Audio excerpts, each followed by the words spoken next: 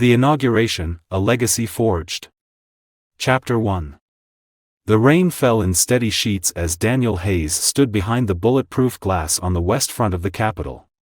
The crowd below stretched as far as he could see, an ocean of faces, flags, and umbrellas. It should have felt exhilarating, stepping into history as the youngest president to take the oath of office. Instead, a knot of unease twisted in his stomach. Daniel's thoughts were interrupted as Chief Justice Karen Whitfield stepped forward, Bible in hand. She gave him a tight smile. "You ready, Mr. President?" Daniel nodded, his jaw tightening. "I've been ready my whole life." Ethan Caldwell stood just a few feet behind him, ever the composed and meticulous chief of staff. Dressed in a sharp black overcoat, Ethan caught Daniel's glance and gave a subtle nod. His gray-blue eyes revealed no hint of doubt, only the quiet assurance that he always carried like armor. "Smile," Ethan muttered under his breath. "You're about to make history." Daniel allowed himself the briefest of smirks. Turning back to the Chief Justice, he placed his right hand on the Bible and raised his left. The words of the oath rang out clear and strong through the crisp January air, amplified by the speakers lining the National Mall. "I, Daniel Hayes, do solemnly swear that I will faithfully execute the office of President of the United States, and will to the best of my ability, preserve, protect, and defend the Constitution of the United States." As the oath concluded, thunderous applause erupted. Fireworks burst in the distance, and the Marine Band struck up a triumphant rendition of "Hail to the Chief."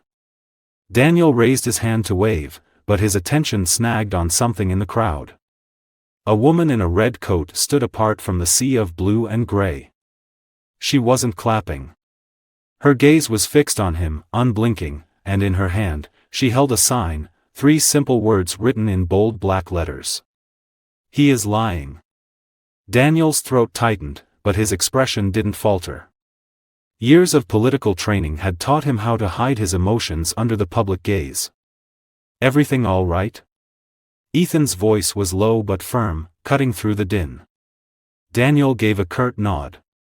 "Fine." Hours later, after the inaugural parade and a flurry of handshakes, photo ops, and ceremonial duties, Daniel finally found himself alone in the Oval Office. Well, as alone as a president could ever be. Ethan stood by the door, flipping through briefing notes. The room was everything Daniel had imagined, ornate, imposing, steeped in history. The desk, the carpet, the resolute eagle embroidered into the seal beneath his feet. Yet something about it felt heavier than he expected. Ethan cleared his throat. "You've got a briefing with the National Security Team in 15, followed by a sit-down with Majority Leader Vance." He paused, hesitating for a rare moment. "But before all that, I need to tell you something." Daniel looked up from the speech he'd been reviewing. "Go on." Ethan closed the door, ensuring they were alone. "We've intercepted some chatter, unusual activity within the Capitol over the last few weeks. Anonymous sources. Some hints of a coordinated effort to disrupt your presidency before it even begins." Daniel leaned back in his chair, his sharp green eyes narrowing. "Disrupt how?" "We don't have all the details yet. But it's serious enough that I wanted to bring it to your attention now." Ethan hesitated, then added, "It's coming from within the government, Daniel. Someone close to us." The air in the room grew thick. Daniel's mind raced. He'd expected resistance from the opposition party, even from within his own, but a coordinated effort? Already? Do we know who's behind it? Not yet. But the intel suggests we're dealing with someone with significant influence, someone like Conrad Vance. The name hung in the air like a knife. Senate Majority Leader Conrad Vance was one of the most powerful men in Washington, a political titan who had served 4 presidents before Daniel. Vance had publicly supported Daniel during the campaign, but there had always been an undercurrent of tension between them. Before Daniel could respond, there was a knock at the door. Ethan opened it to find Alexandra Moore, the sharp and relentless journalist from the Capitol Post. Her presence was both expected and unwelcome. "Mr. President," Alexandra said with a faint smile. Her brown eyes were calculating, always scanning for the untold story. "Congratulations on your historic day. I hope I'm not interrupting." "You always are, Alexandra," Ethan said dryly, but Daniel waved him off. "It's fine, Ethan. Let her in." Alexandra stepped inside, her leather notebook tucked under one arm. She had been covering Daniel's campaign for over a year, and while their relationship was cordial, Daniel knew better than to trust her completely. "What can I do for you, Ms. Moore?" "I thought I'd drop by to offer my congratulations, and to let you know that some very interesting documents have been leaked to my newsroom. Internal memos from the Hayes campaign. Care to comment?" Ethan stiffened, but Daniel remained calm. "And what do these documents say?" "They suggest that your campaign received undisclosed financial contributions from overseas entities. If true, that could raise some serious questions about your administration's integrity." For a moment, silence filled the room. Then Daniel stood, his expression hardening. "I don't know what you're talking about, but I'll say this, Alexandra, if you publish baseless accusations, you'll be doing more harm to this country than to me." Her smile didn't falter.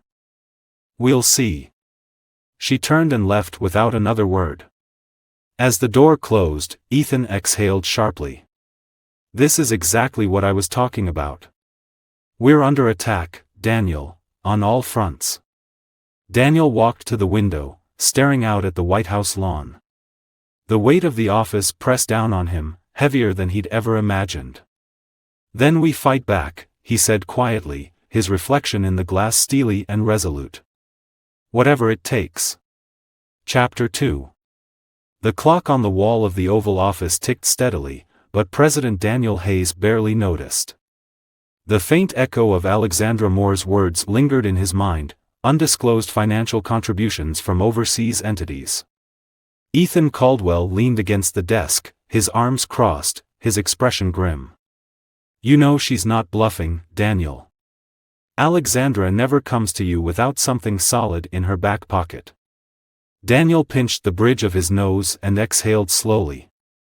"Do you think this ties back to the chatter you mentioned earlier? The coordinated effort?" "It's possible," Ethan admitted. "But it could also be a distraction, a smokescreen to keep us focused on her while the real attack comes from elsewhere." The tension between them was palpable, but there was no time to dwell. A soft knock at the door broke the moment. It was one of Daniel's aides, ushering in Senate Majority Leader Conrad Vance. The older man strode into the room with the confidence of someone who had spent decades mastering the art of Washington politics. His silver hair was perfectly combed, and his tailored suit fit like a second skin. Conrad's smile was polite, but his eyes gleamed with something sharper. "Mr. President," Vance said warmly, extending a hand. "Congratulations again. Quite the historic day." Daniel rose from his chair, meeting Vance's grip with equal firmness. "Thank you, Senator. I appreciate your support." Vance took a seat without waiting for an invitation, crossing one leg over the other. "Support is the least I can offer. After all, your success is the nation's success." Ethan remained by the desk, his watchful gaze locked on Vance. "Let's skip the pleasantries," Daniel said, taking his seat again. "You didn't come here just to congratulate me, did you?" Vance chuckled, a low, deliberate sound. "Sharp as ever, I see. Very well. I wanted to discuss your first legislative priority. The education reform bill you're planning to push through Congress, ambitious, but risky. It's not exactly the kind of thing that guarantees bipartisan support." Daniel's jaw tightened. "It's a priority because it's necessary. Our education system is broken, and this bill is a step toward fixing it." Vance leaned forward slightly, his smile fading. "And I agree. But you've got bigger fish to fry. This administration is barely a day old, and already the wolves are circling. You need to secure your foundation before you take bold leaps. Otherwise, they'll tear you apart. Daniel's eyes narrowed. Are you one of those wolves, Senator? Vance's laugh was softer this time, almost condescending. I'm not your enemy, Daniel. But I've been in this game long enough to know how quickly things can spiral out of control. You need allies. Real ones. Daniel didn't respond immediately. Instead, he studied Vance, searching for the cracks in the man's polished facade. I'll take your advice under consideration, Senator. Is there anything else? Vance rose smoothly, adjusting his cufflinks. Just a friendly reminder, Mr. President. Even the strongest foundations can crumble without the right support. Good evening. As Vance left the room, Ethan closed the door behind him, shaking his head. He's up to something. You could feel it in the way he was circling. Daniel nodded. He's testing me. Seeing how far he can push before I push back. Ethan moved closer to the desk, lowering his voice. We need to keep a close eye on him. If he's involved in the conspiracy, we can't let him stay 3 steps ahead of us. Daniel stood, walking to the window again. Do it. Quietly. I don't want him, or anyone else, catching wind of it. That night, Alexandra Moore sat at her desk in the Capitol Post newsroom, poring over the leaked document spread before her. Each page was marked with redactions, but the details that remained were damning: wire transfers from a shell company in Cyprus, donations funneled through intermediaries, and vague connections to the Hayes campaign. Her editor, Mark Evans, stood behind her, his arms crossed. You really think this ties back to President Hayes? Alexandra tapped her pen against the desk. If these documents are legit, and I think they are, it's going to be the biggest story of my career. But something doesn't add up. Why leak this now, right after the inauguration? Mark frowned. To destabilize him, obviously. The timing's too perfect to be a coincidence. Exactly, Alexandra said. Someone wants me to run with this, but I need to know who, and why. Mark sighed. Be careful, Alex. You're playing with fire. I always am, she replied, her lips curving into a faint smile. As she returned to her notes, she couldn't shake the feeling that she was being watched. Outside the glass walls of the newsroom, a figure lingered briefly before disappearing into the shadows. The next morning, Daniel's daily briefing began in the Situation Room. Ethan, seated beside him, handed over a classified report marked with a bright red, urgent stamp. This just came in, Ethan said quietly. The FBI intercepted communications between a foreign diplomat and a high-ranking official in Washington. They were discussing plans to undermine your administration. Daniel's eyes darkened. Do we know who the official is? Ethan hesitated. Not yet. But we're narrowing it down. As Daniel scanned the report, a chill ran down his spine. The stakes were higher than ever, and the lines between ally and enemy were beginning to blur. We need to act fast, Daniel said, his voice firm. Find out who's behind this, and stop them before they tear this administration apart. Ethan nodded. Already on it. But, Daniel. What? Ethan's expression was grave. The deeper we dig, the more dangerous this is going to get. Are you ready for that? Daniel met his gaze, unwavering. I didn't come here to play it safe, Ethan. Let's get to work. Chapter 3. The Situation Room buzzed with quiet urgency. A large monitor at the head of the table displayed a map of Washington, D.C., with key locations highlighted. Around the table sat the president's inner circle, advisors, intelligence officials, and Ethan Caldwell, who sat closest to Daniel Hayes, taking rapid notes. Daniel leaned forward, his eyes fixed on Director Rebecca Steele of the FBI. Her sharp features were illuminated by the glow of the screen. She was known for her no-nonsense approach, and her reputation for uncovering the truth, no matter the cost, had earned her both respect and fear. "We've traced the intercepted communications to a burner phone purchased in D.C. 3 weeks ago," Steele began, her tone brisk.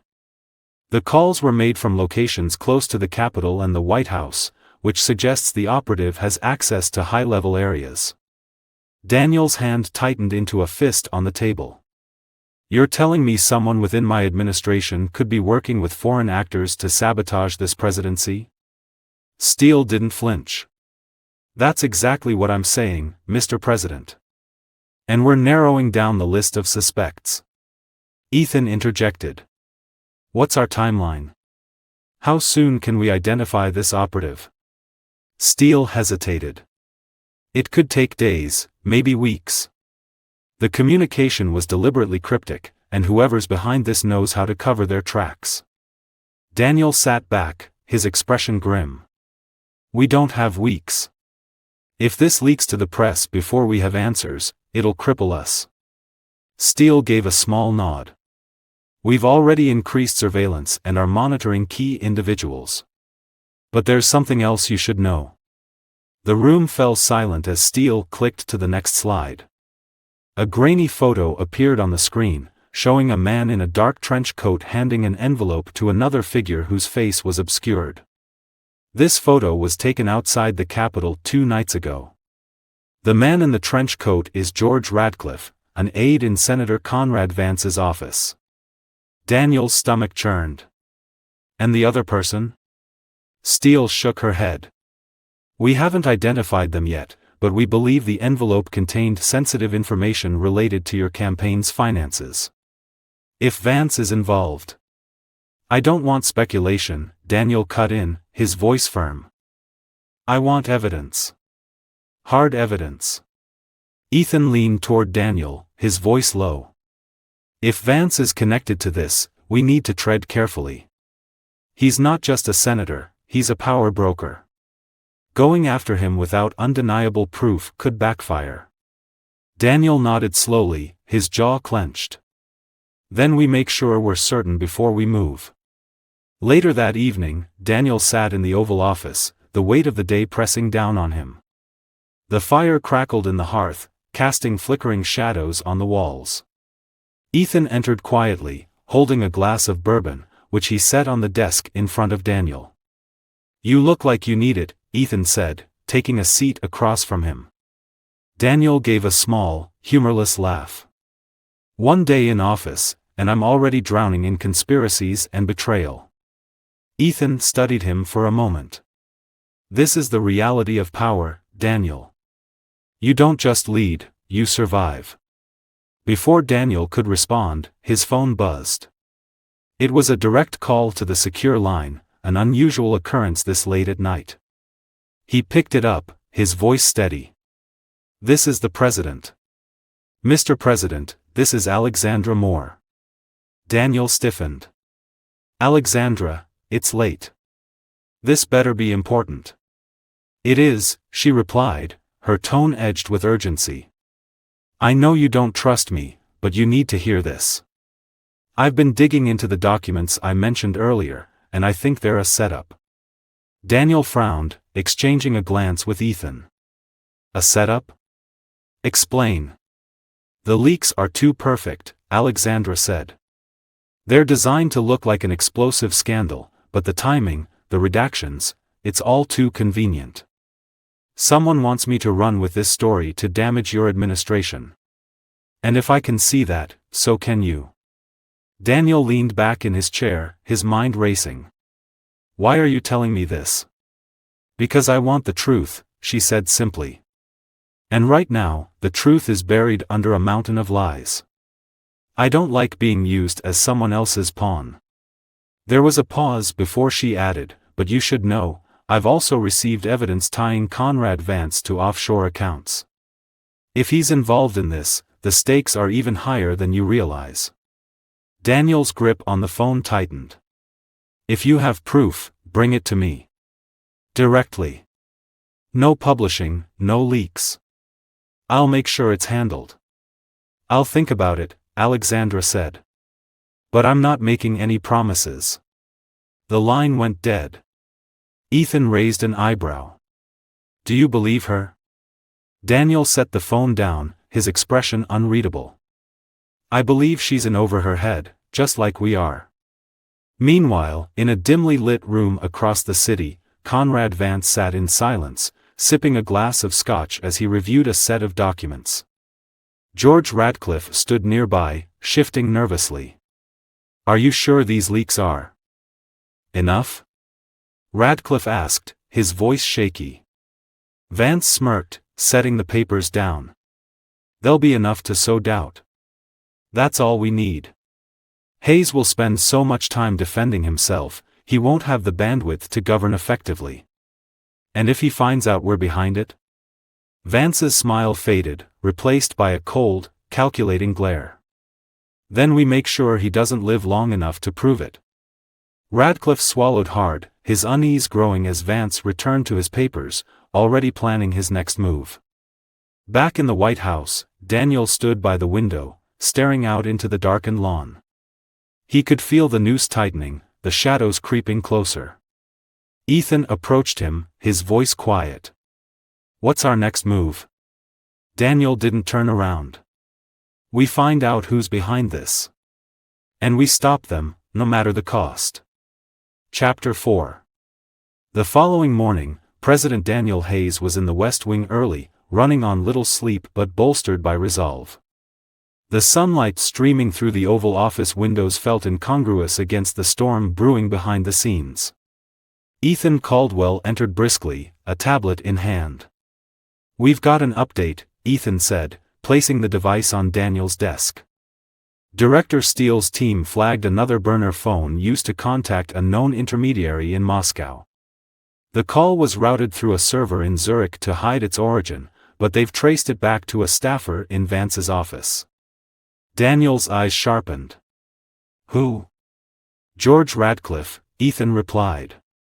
Same guy in the photo handing off that envelope.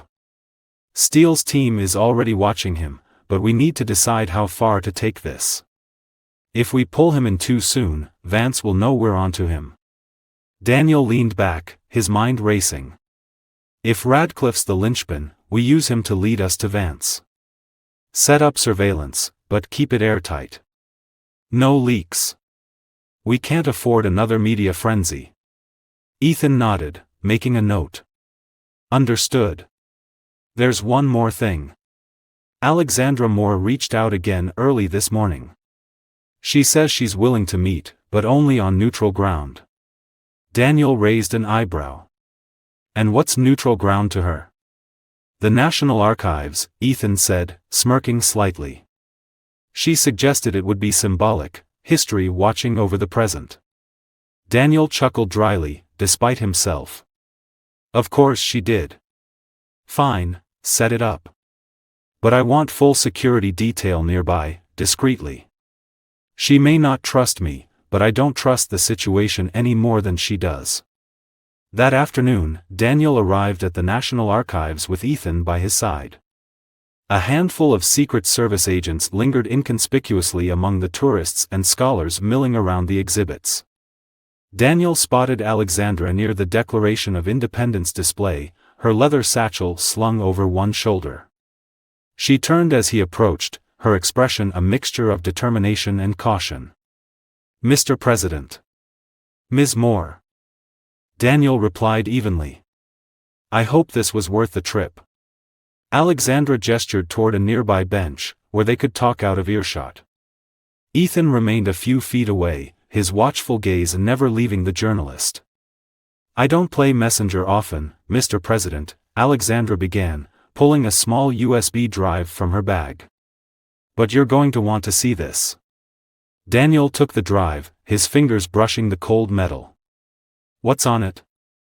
Bank records, she said. Transfers from a Cayman Islands account directly linked to one of your campaign's fundraising committees.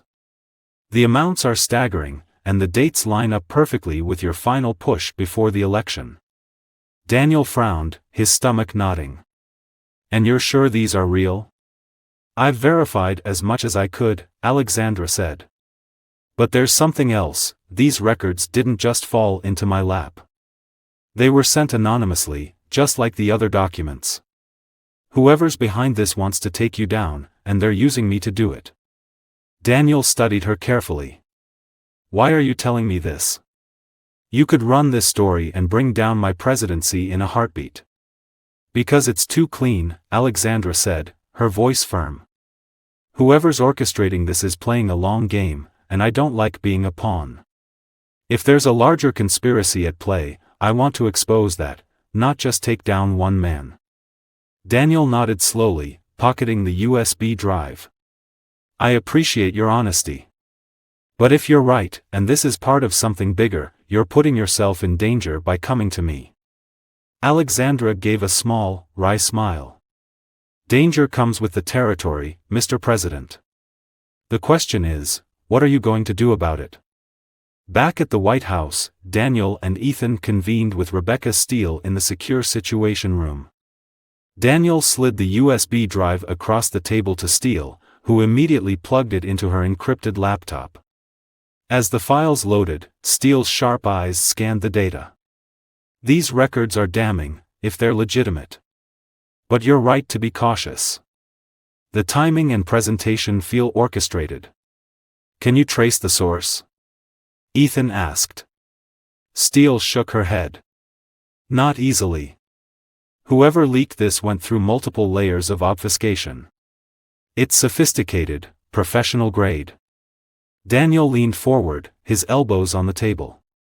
So, what do we do?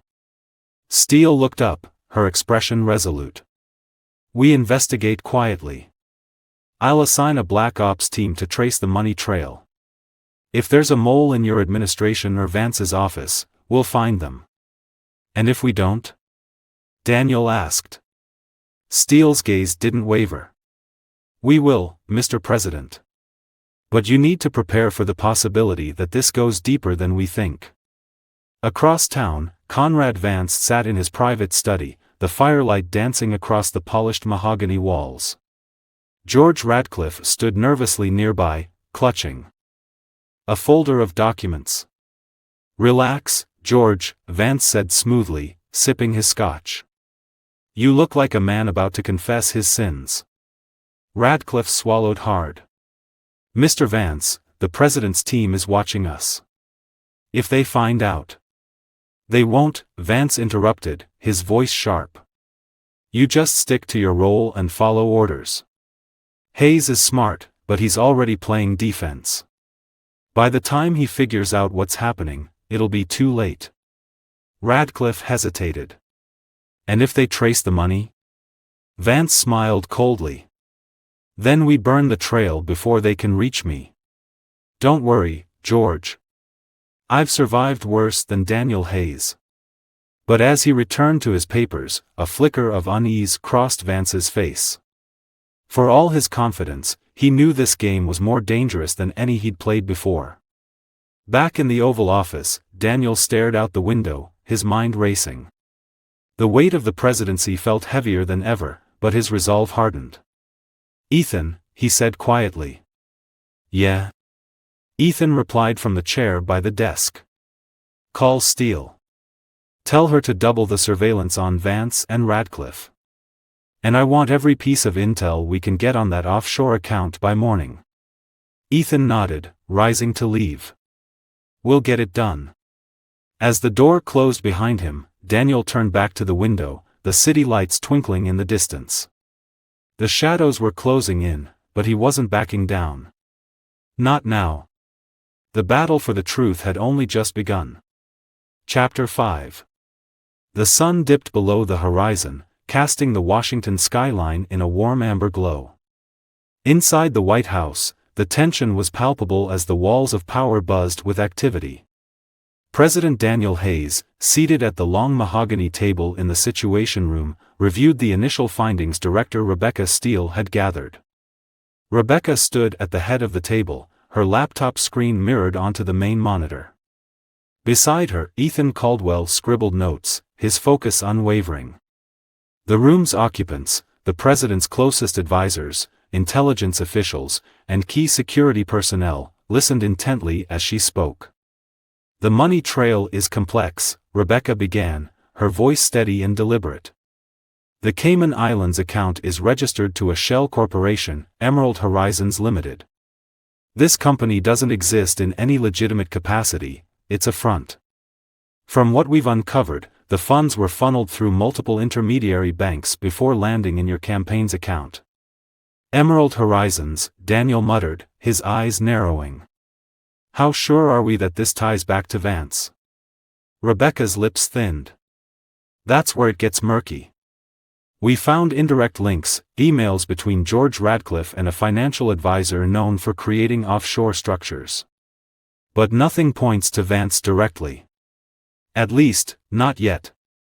Ethan looked up from his notes. Could Radcliffe be acting on his own? It's possible, Rebecca conceded. But given his proximity to Vance and the scope of this operation, it's unlikely. Radcliffe isn't the mastermind. He's a pawn. Daniel's hand curled into a fist on the table. So we're chasing ghosts while Vance sits comfortably in his Senate office. Not for long, Rebecca said, her tone icy. We're closing in. My team has tapped Radcliffe's communications. If he slips, we'll catch it. Daniel nodded, but his jaw remained tight. How do we handle this without tipping our hand? If Vance catches wind of our investigation, he'll bury the evidence before we can act. Rebecca glanced at Ethan, then back at Daniel. We keep the circle small. Only this room knows the full scope of what we're doing. As for Vance, we apply pressure indirectly. Let him know we're watching without revealing what we know. Daniel's gaze hardened. Make it happen. And Rebecca, if Radcliffe so much as breathes in Vance's direction, I want to know about it.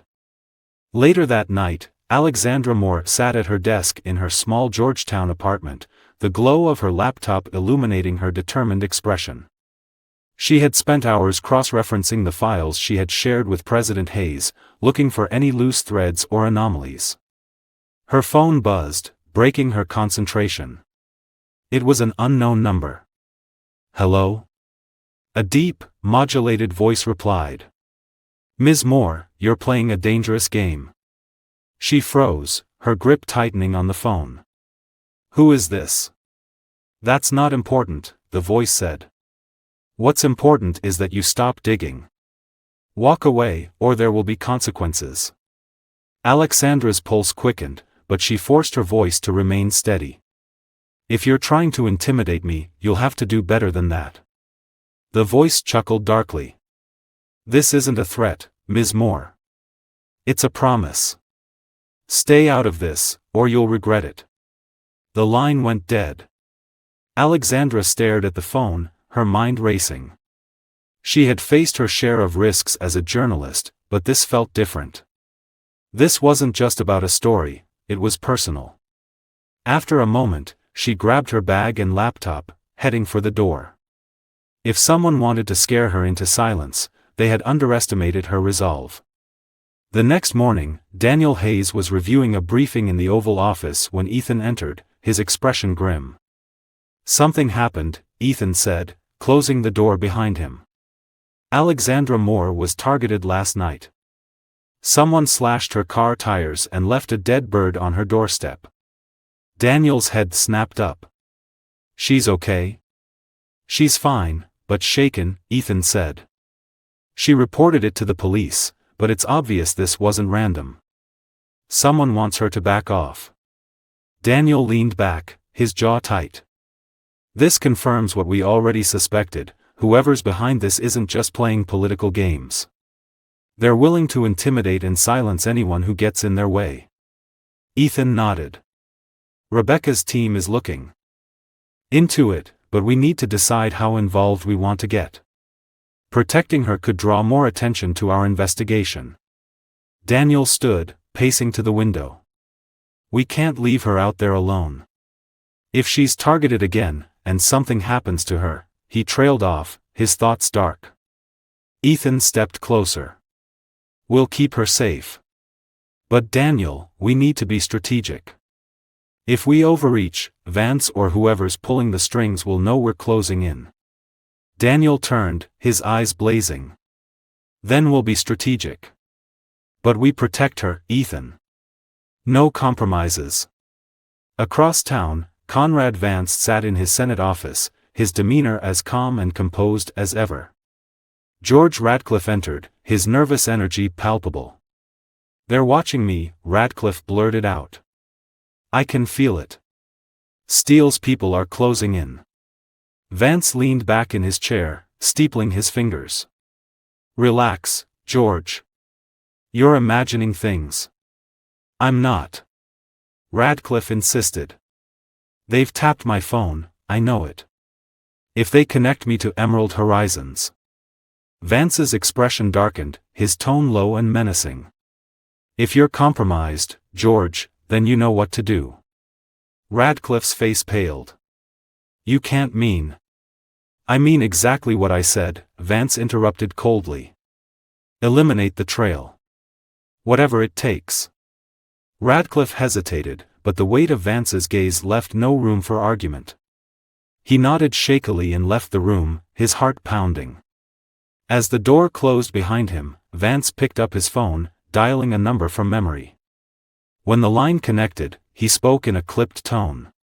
"It's time. Move forward with the contingency plan." Back at the White House, Rebecca Steele entered the Oval Office with a sense of urgency. "Mr. President, we've just intercepted a communication from Radcliffe. He's trying to arrange an escape route, a private jet out of D.C. tonight." Daniel's eyes narrowed. "Where's he going?" "Unclear," Rebecca said. "But if he leaves, we lose our best lead to Vance." Daniel glanced at Ethan, his voice firm. "Then we don't let him leave. Have Steele's team bring him in. Now." As the clock ticked down, the battle lines were being drawn. The conspirators were growing desperate, but Daniel Hayes wasn't backing down. The truth was within reach, and he was determined to expose it, no matter the cost. Chapter 6. The sun had set, casting a deep shadow over Washington, D.C. Inside the White House, the Situation Room buzzed with tension as President Daniel Hayes, Ethan Caldwell, and Rebecca Steele prepared for a high-stakes operation.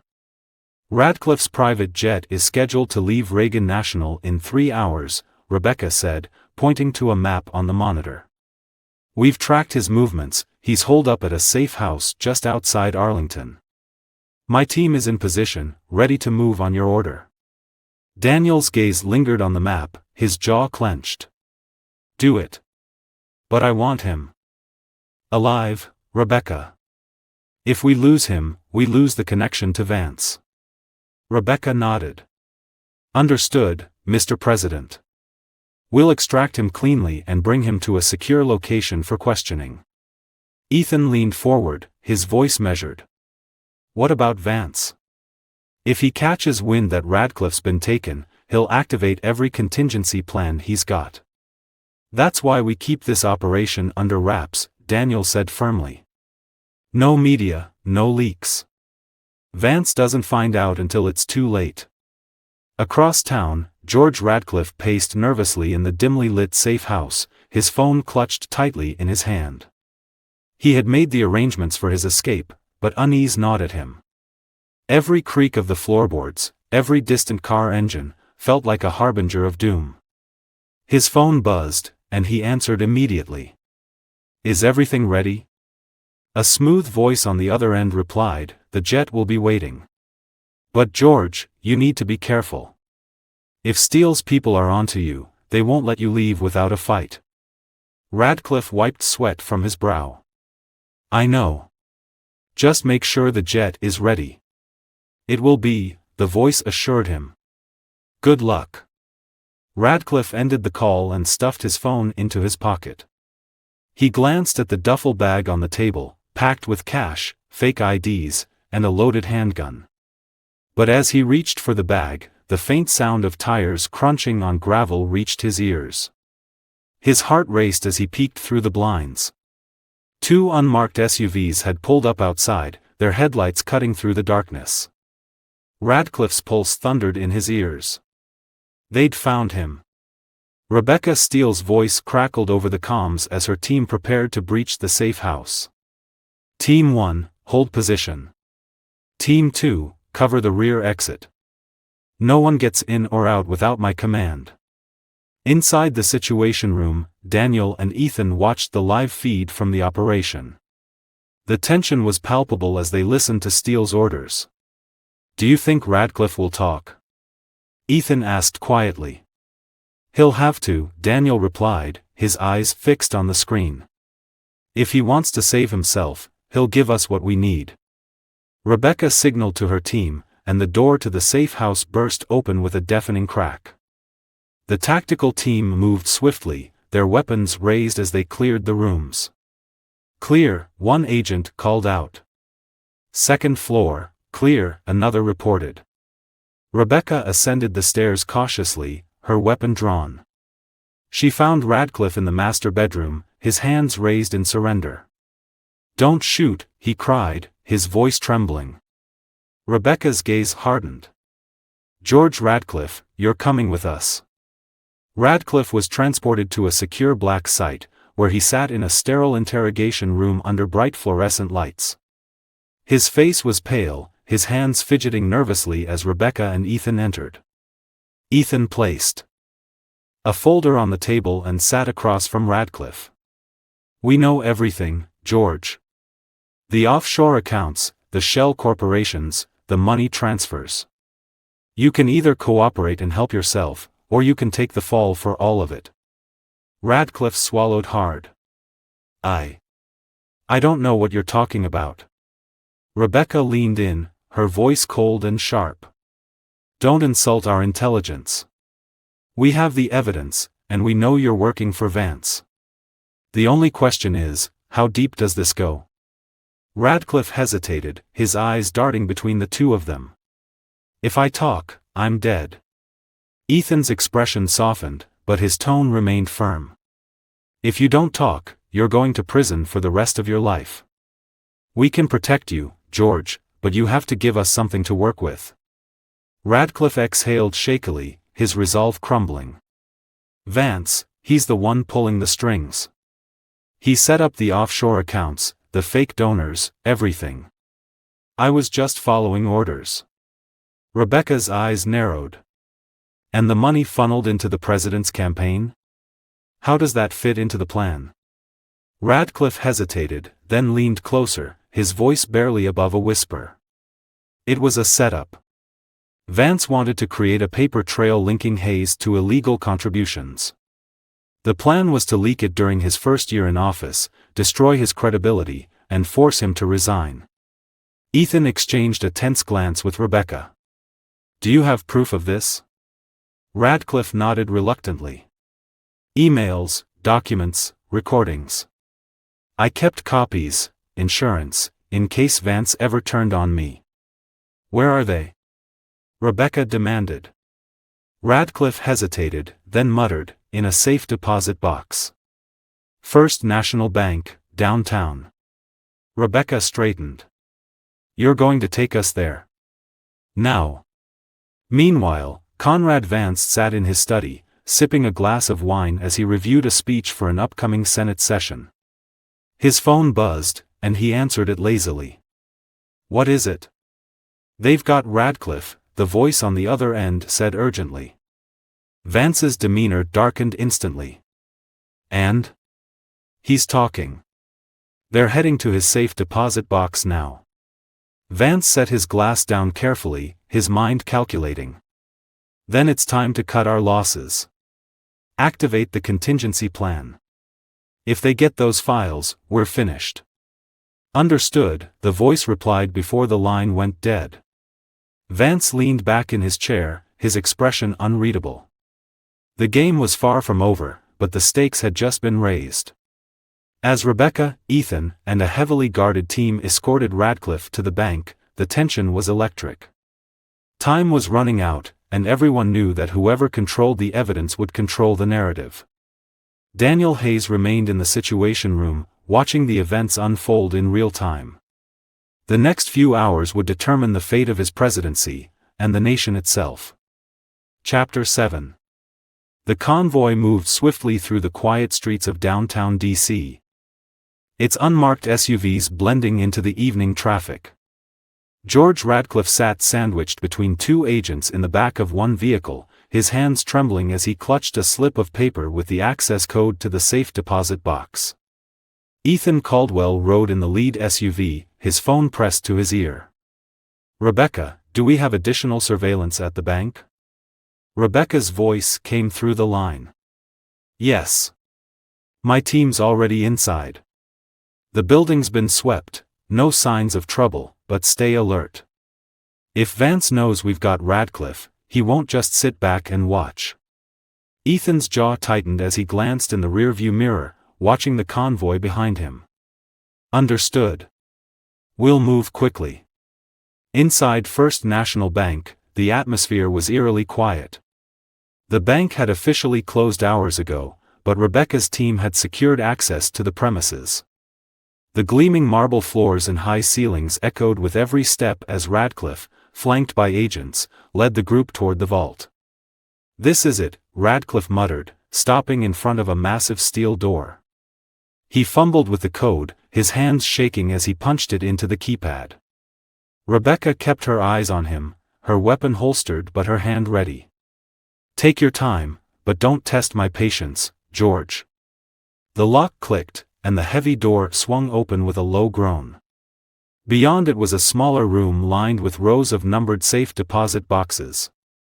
Radcliffe shuffled toward one in the middle row, his breathing shallow. "It's in here," he said, pointing to box 312.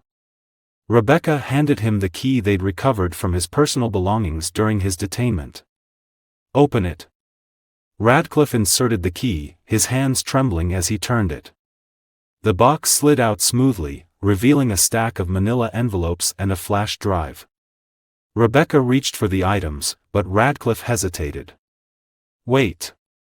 Her sharp glare silenced him, and he stepped aside. She handed the envelopes to one of the agents and slipped the flash drive into a protective case. "What's on the drive?" Ethan asked, stepping closer. "Emails, wire transfers, and a few audio recordings," Radcliffe said nervously. "Everything you need to prove Vance is behind this." Rebecca nodded to Ethan. "We need to secure this and analyze it immediately." As the team prepared to leave the bank, an agent stationed outside spoke urgently into his comms.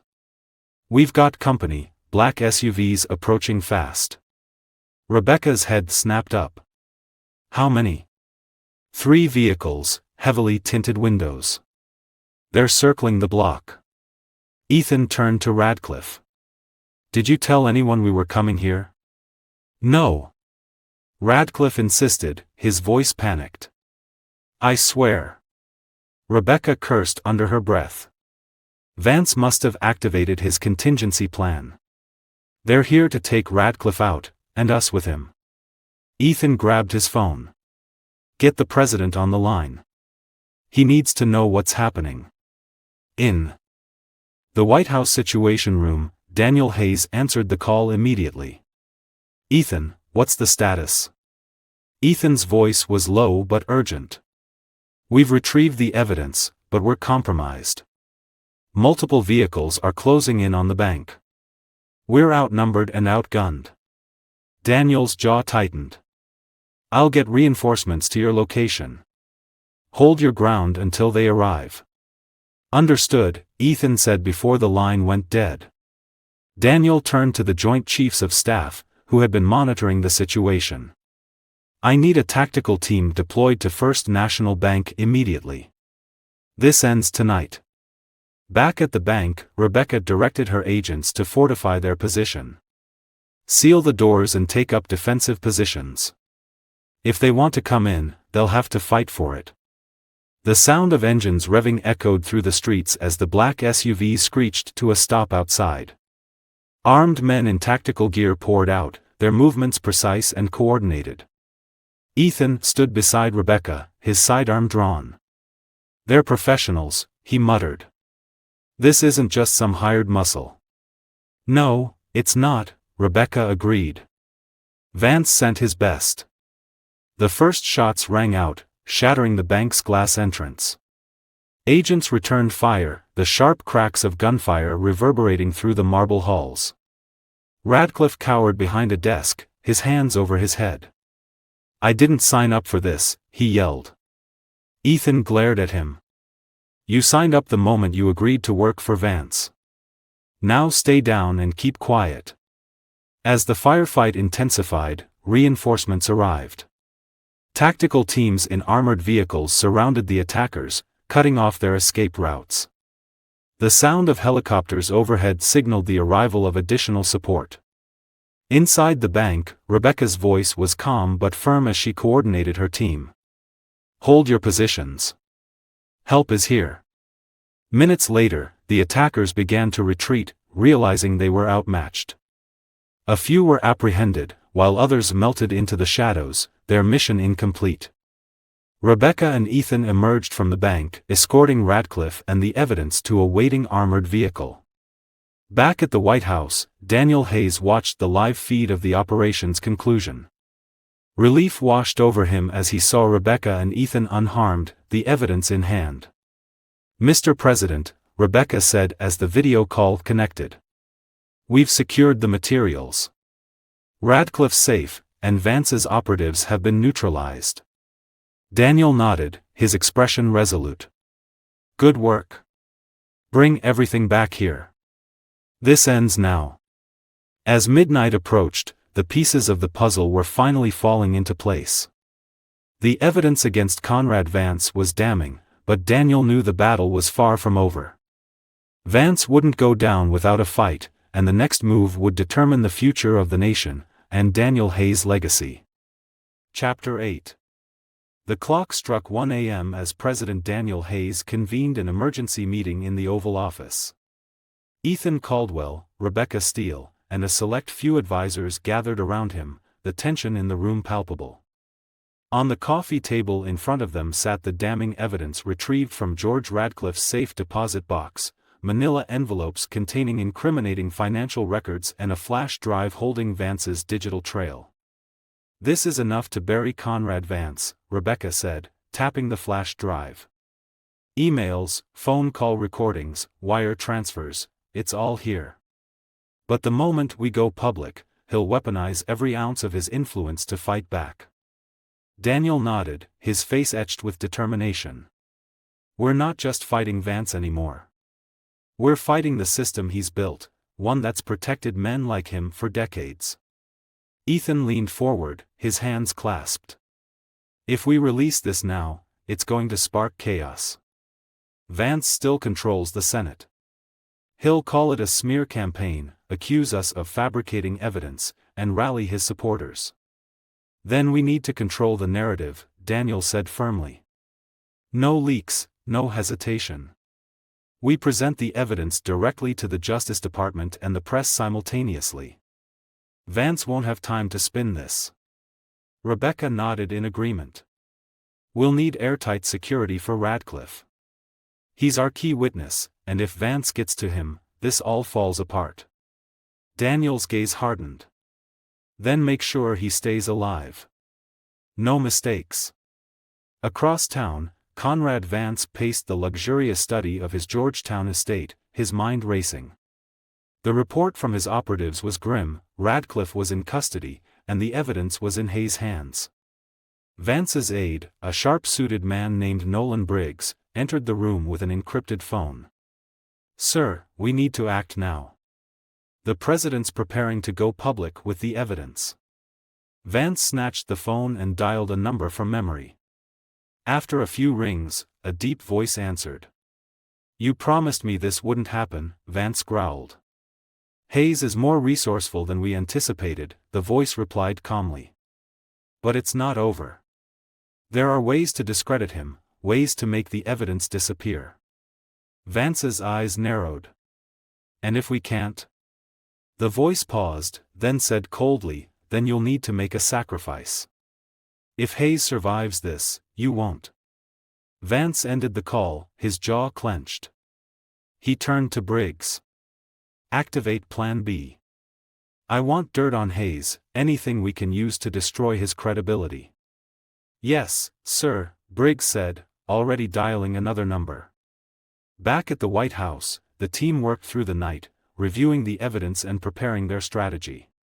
Ethan supervised the forensics team analyzing the flash drive while Rebecca coordinated security for Radcliffe, who had been moved to an undisclosed location. As dawn approached, Ethan walked into the Oval Office with a grim expression. Mr. President, we've verified everything on the drive. It's solid. But there's something else you need to see. He handed Daniel a tablet displaying an audio file. This was buried in the metadata. It's a recording of Vance discussing his plans, explicitly mentioning you. Daniel hit play, and Vance's voice filled the room. Hayes won't see it coming, Vance said. Once we release the fake donor list, his entire administration will crumble. The media will eat him alive, and the public will demand his resignation. By the time we're done, he'll be a footnote in history. Daniel's jaw tightened as the recording ended. He was planning to destroy me from the start. Rebecca crossed her arms. This recording is the final nail in his coffin. No one can spin their way out of that. Ethan nodded. We've got him, but it's not just about taking Vance down. We need to show the American people that the system works, that justice still matters. Daniel stood, his voice steady. Then let's give them that. Prepare a live address. Tonight, we tell the truth. By 8 p.m., the nation was on edge. Every major news network had interrupted their programming to broadcast the president's emergency address. In the East Room of the White House, Daniel stood at a podium, the weight of the moment pressing heavily on his shoulders. Behind him, Ethan, Rebecca, and members of his cabinet watched in solemn silence. Good evening, Daniel began, his voice steady but resolute. Tonight, I come before you not just as your president, but as a fellow American who believes in the principles of justice, accountability, and truth. He paused, letting the gravity of his words sink in. For the past several months, my administration has been the target of a coordinated campaign to undermine our democracy. This campaign was orchestrated by individuals who placed their own power and greed above the interests of the American people. But tonight, we expose the truth. Daniel gestured to a screen behind him, which displayed excerpts from the evidence. The documents you see here are irrefutable proof of a conspiracy led by Senate Majority Leader Conrad Vance. These records show illegal financial activity, efforts to fabricate evidence, and plans to destabilize this administration. He looked directly into the camera, his voice firm. This is not about politics. It's about the soul of our nation.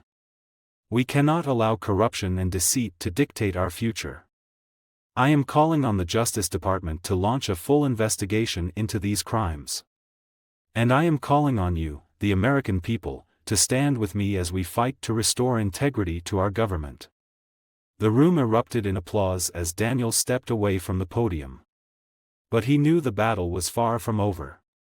In his Georgetown estate, Conrad Vance watched the address with a cold, unreadable expression. His phone buzzed with messages from allies and operatives, but he ignored them. As the broadcast ended, Vance stood and poured himself a glass of whiskey. You think this is over, Hayes? He muttered to himself. It's just getting started. The nation braced for the fallout, but one thing was clear: the war for the soul of American democracy had reached its breaking point, and Daniel Hayes wasn't backing down. Chapter 9. The sun rose over Washington, D.C., illuminating a city on the edge. The president's address had sent shockwaves through every corner of the nation. News outlets dissected every detail of the evidence, politicians scrambled to align themselves with the winning side, and the Justice Department issued a formal statement confirming an immediate investigation into Conrad Vance's activities. Inside the Oval Office, Daniel Hayes reviewed a stack of morning briefings with Ethan Caldwell and Rebecca Steele seated across from him.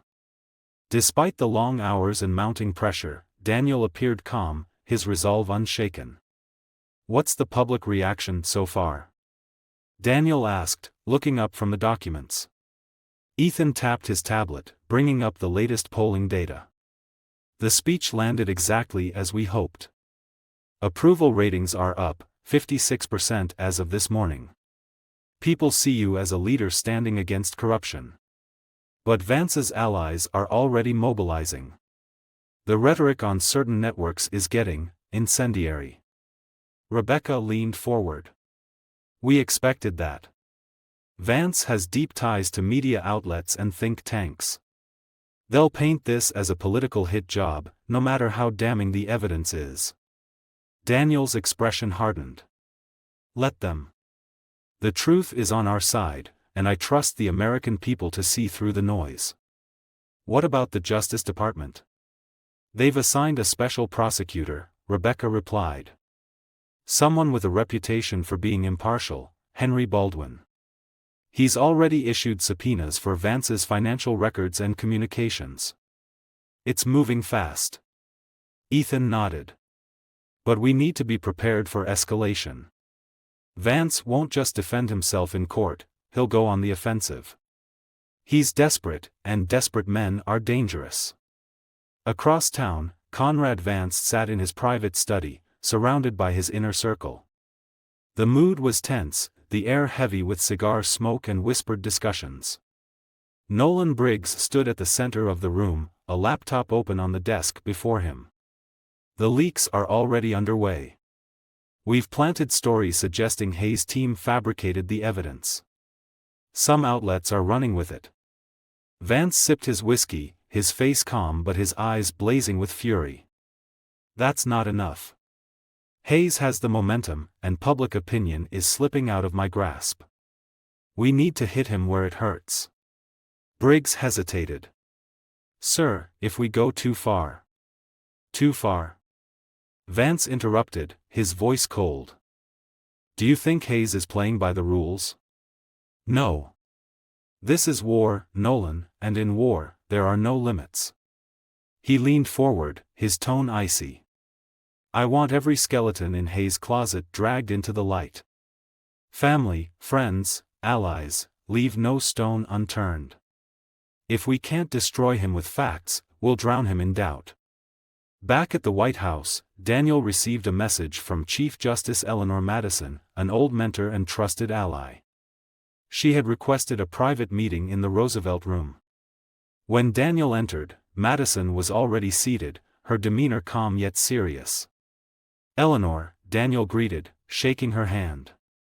Thank you for coming. I felt it was necessary, she said. You've done something extraordinary, Daniel, something rare in modern politics. You've taken a stand. But you need to understand the stakes. Vance is not just fighting for his career, he's fighting for his survival. He won't hesitate to burn this country to the ground to save himself. I understand that, Daniel replied. But I'm not backing down. Madison studied him for a moment, then nodded. Good. Because the judiciary will do its part.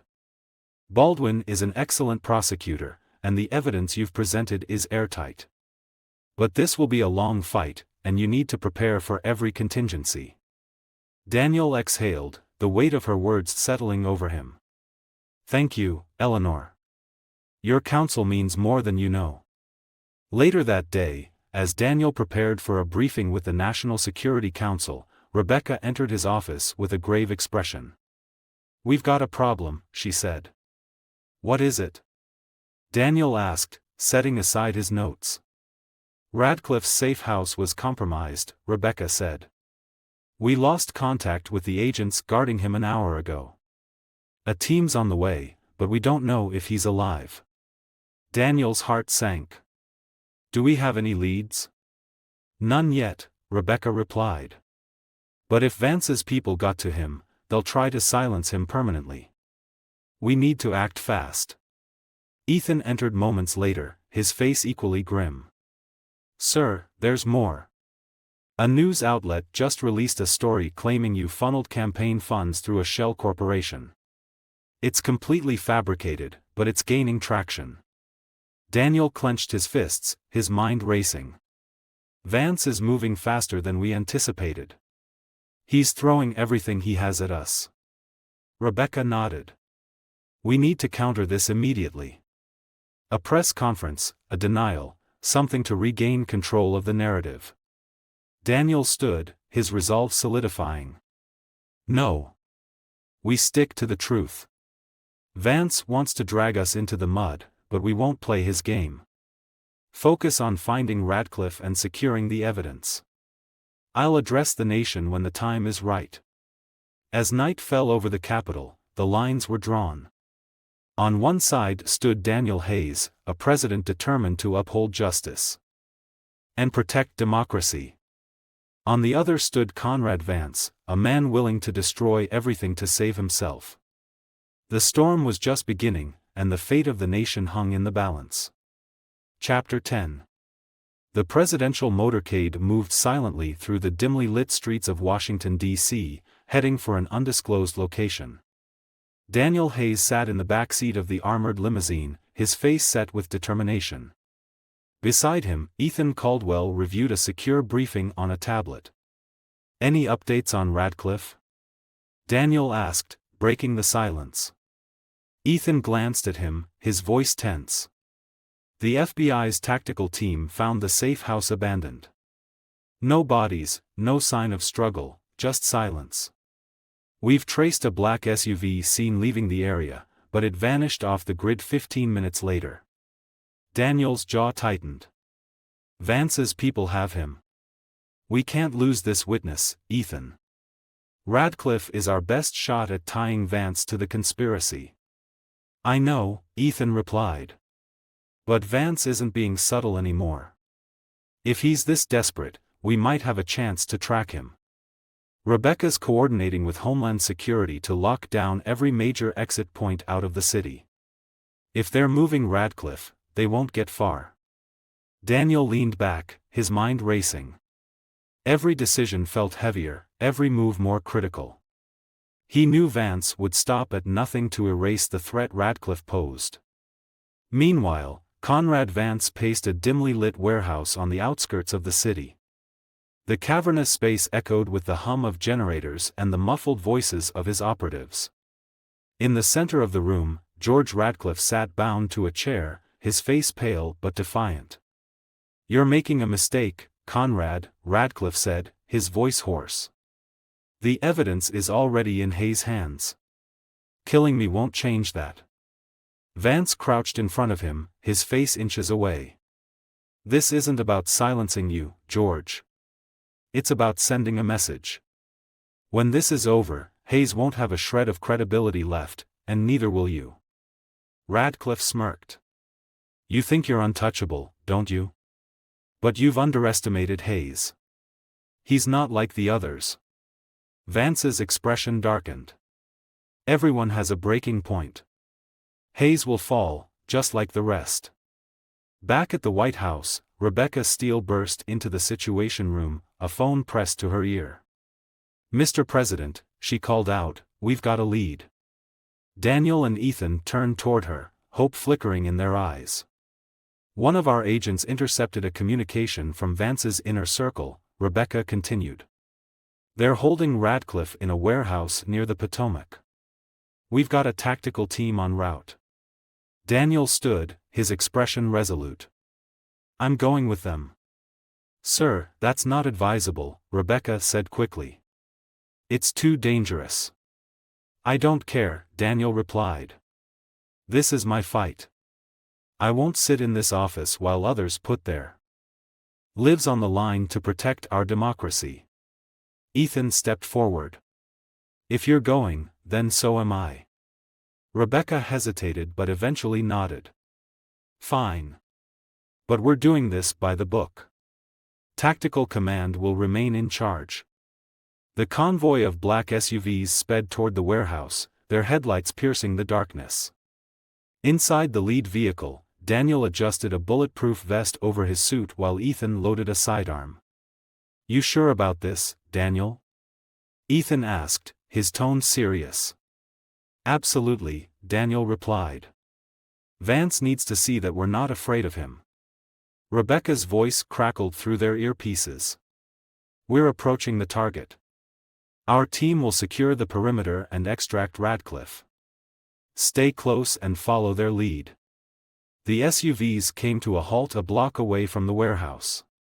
Armed agents fanned out, their movements precise and silent.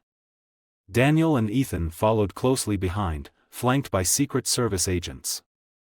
Inside the warehouse, Vance's men were caught off guard as the tactical team breached the doors. The sound of shouted commands and scuffling boots echoed through the space. Daniel and Ethan entered moments later, their eyes scanning the scene. Near the center of the room, Radcliffe was being untied by an agent, his face etched with relief. But the moment was short-lived. A gunshot rang out, the sound deafening in the cavernous space. "Get down!" Ethan shouted, pulling Daniel behind a stack of crates. Chaos erupted as Vance's remaining operatives fired back at the agents. Daniel's heart pounded as he crouched behind cover, adrenaline surging through his veins. Ethan leaned out from the crates, returning fire with practiced precision. "We need to get you out of here, Daniel," he shouted over the noise. "Not without Radcliffe," Daniel replied. Rebecca's voice came through the comms. "We've got him secured. Fall back to the extraction point."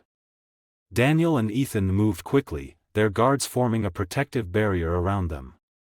As they reached the exit, Daniel turned for one last look at the chaos unfolding inside. Conrad Vance stood in the shadows, his face twisted in fury as his plans unraveled. Their eyes met for a brief moment, and Daniel felt a chill run down his spine. This wasn't over, not by a long shot. Back at the White House, Radcliffe sat in a secure briefing room, a team of lawyers and federal agents preparing to take his statement. Daniel watched from behind a one-way glass panel, exhaustion and relief washing over him. Ethan joined him, a coffee in hand. "We got him out, and we've got the evidence. Vance won't recover from this." Daniel nodded but said nothing. Deep down, he knew that Vance was already plotting his next move. The battle was far from over, and the road ahead would be even more treacherous. "Let's get to work," Daniel finally said. "The fight's just begun." Chapter 11. In the early hours of the morning, the White House was a hive of activity. The successful extraction of George Radcliffe had ignited hope within Daniel Hayes' inner circle, but no one was naive enough to believe that Conrad Vance would accept defeat quietly. Radcliffe's statement to the Justice Department had been damning. He provided detailed accounts of secret meetings, financial transactions, and coded communications that left no doubt about Vance's guilt. But the former Senate Majority Leader was already counterattacking. Rebecca Steele walked briskly into the Oval Office, her phone in hand and frustration etched on her face. "Mr. President, we've got a problem. Vance is flooding the media with counternarratives. He's claiming the evidence against him was fabricated under your orders. And it's sticking with some of his supporters." Daniel looked up from his desk, his expression unreadable. "How bad is it?" Rebecca hesitated. "Bad. He's painting himself as the victim of a political witch hunt. His allies in the Senate are stalling the Justice Department investigation, and his media surrogates are calling for your impeachment." Ethan Caldwell entered the room moments later, a tablet tucked under his arm. "It's worse than that," he said. "Our cybersecurity team just discovered a breach. Someone hacked into the White House servers late last night. They didn't get much, but they stole enough to create the illusion of impropriety. Emails, internal memos, anything they can twist." Daniel clenched his fists. "Vance doesn't just want to save himself. He wants to destroy me." Rebecca nodded. "And he'll use every tool at his disposal to do it."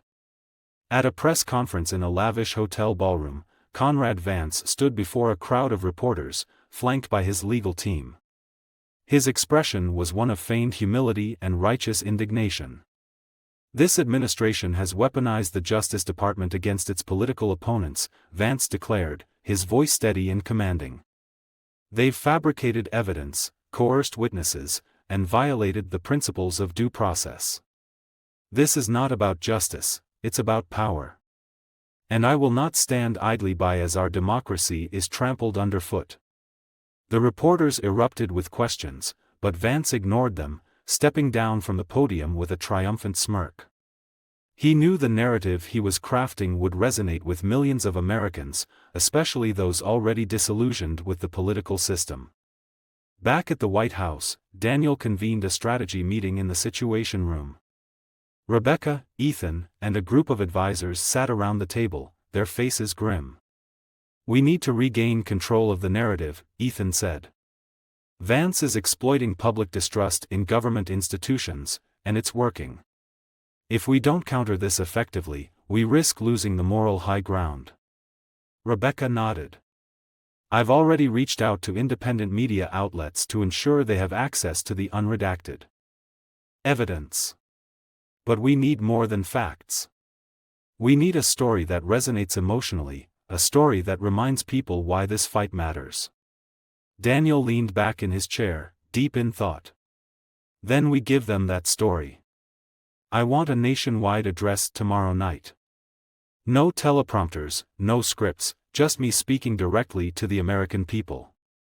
They need to hear the truth, not just as their president, but as one of them." Ethan raised an eyebrow. "That's risky, Daniel. If you stumble or misspeak, Vance will pounce on it." Daniel's gaze was steely. "I know the risks. But this isn't just about politics.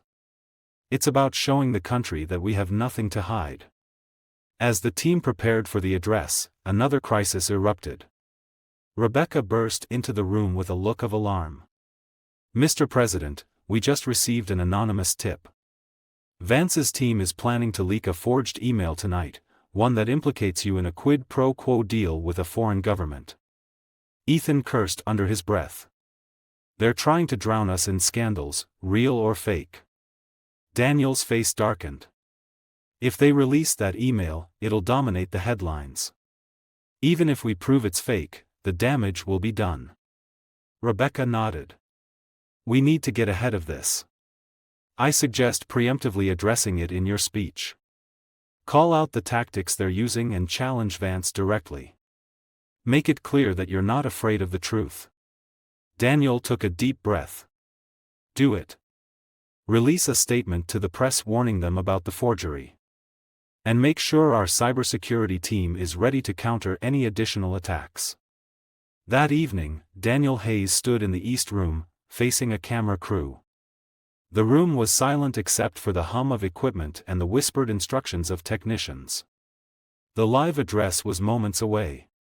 Rebecca and Ethan watched from the sidelines, their nerves on edge. As the broadcast began, Daniel spoke with calm confidence. "Good evening, my fellow Americans. Tonight, I come before you not as a politician, but as a servant of the people, a man who believes in the principles of truth and justice that form the foundation of our nation." He paused, letting the weight of his words settle. "In recent weeks, my administration has uncovered evidence of corruption at the highest levels of government. This evidence has implicated powerful individuals who sought to undermine our democracy for their own gain.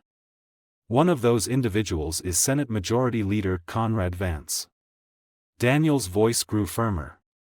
"But tonight, I'm not here to talk about evidence or investigations. I'm here to address you directly because you deserve the truth, not just about them, but about me. Vance and his allies are spreading lies, fabricating emails, and weaponizing fear to divide us. They want you to believe that this fight is about politics. It is not. This fight is about the soul of our nation." Rebecca exchanged a glance with Ethan, her tension easing as Daniel's words resonated with the passion and authenticity they'd hoped for. Daniel continued, "I will not back down. I will not allow lies and corruption to define our government. And I promise you this, we will prevail, not because of me, but because of you, the American people, who believe in the power of justice, integrity, and hope.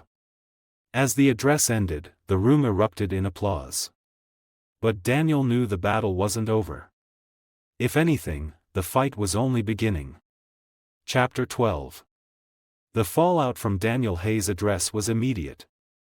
Across the country, news outlets dissected every word, opinion panels debated its impact, and social media exploded with hashtags like #HayesForTruth and #VanceExposed. For a moment, it seemed like the tide was turning. But Conrad Vance wasn't going down without a fight. Early the next morning, Rebecca Steele entered the Oval Office, her face pale. She placed a stack of papers on Daniel's desk, her voice trembling slightly.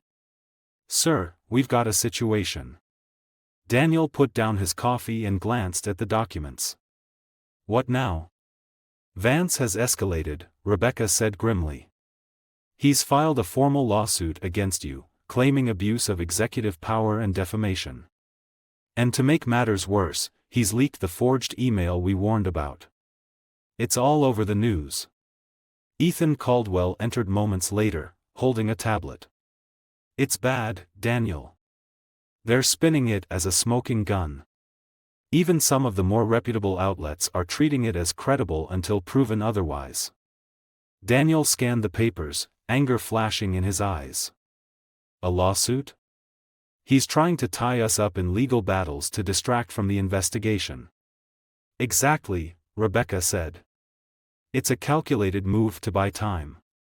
If he can keep the focus on you instead of himself, he might rally enough support to derail the Justice Department's case." Daniel leaned back in his chair, his mind racing. "We need to hit back harder. If we play defense, he'll control the narrative. What's our next move?" Rebecca hesitated before speaking. "Radcliffe's testimony is strong, but we need more. Something undeniable. Something that Vance can't spin." Ethan nodded. "I agree. And I think I know where we might find it.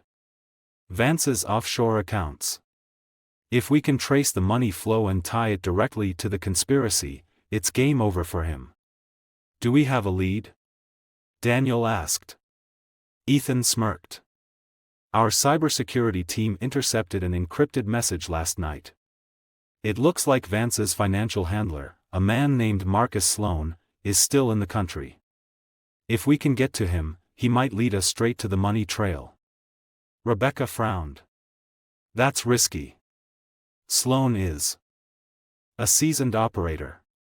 If he knows we're onto him, he'll vanish." "Then we don't give him the chance," Daniel said firmly.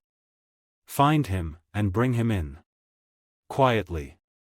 That evening, a team of federal agents, working under the radar, located Marcus Sloan in a high-end penthouse in downtown New York.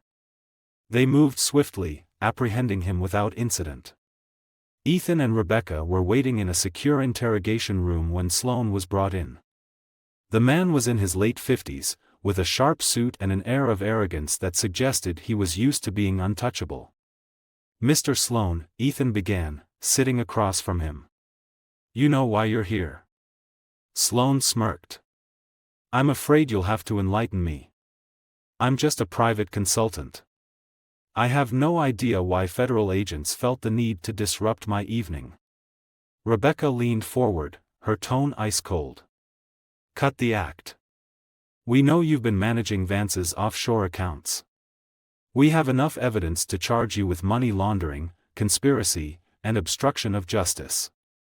If you cooperate, we might be able to make a deal. If not..." Sloane's smirk faltered slightly, but he recovered quickly. "You have nothing.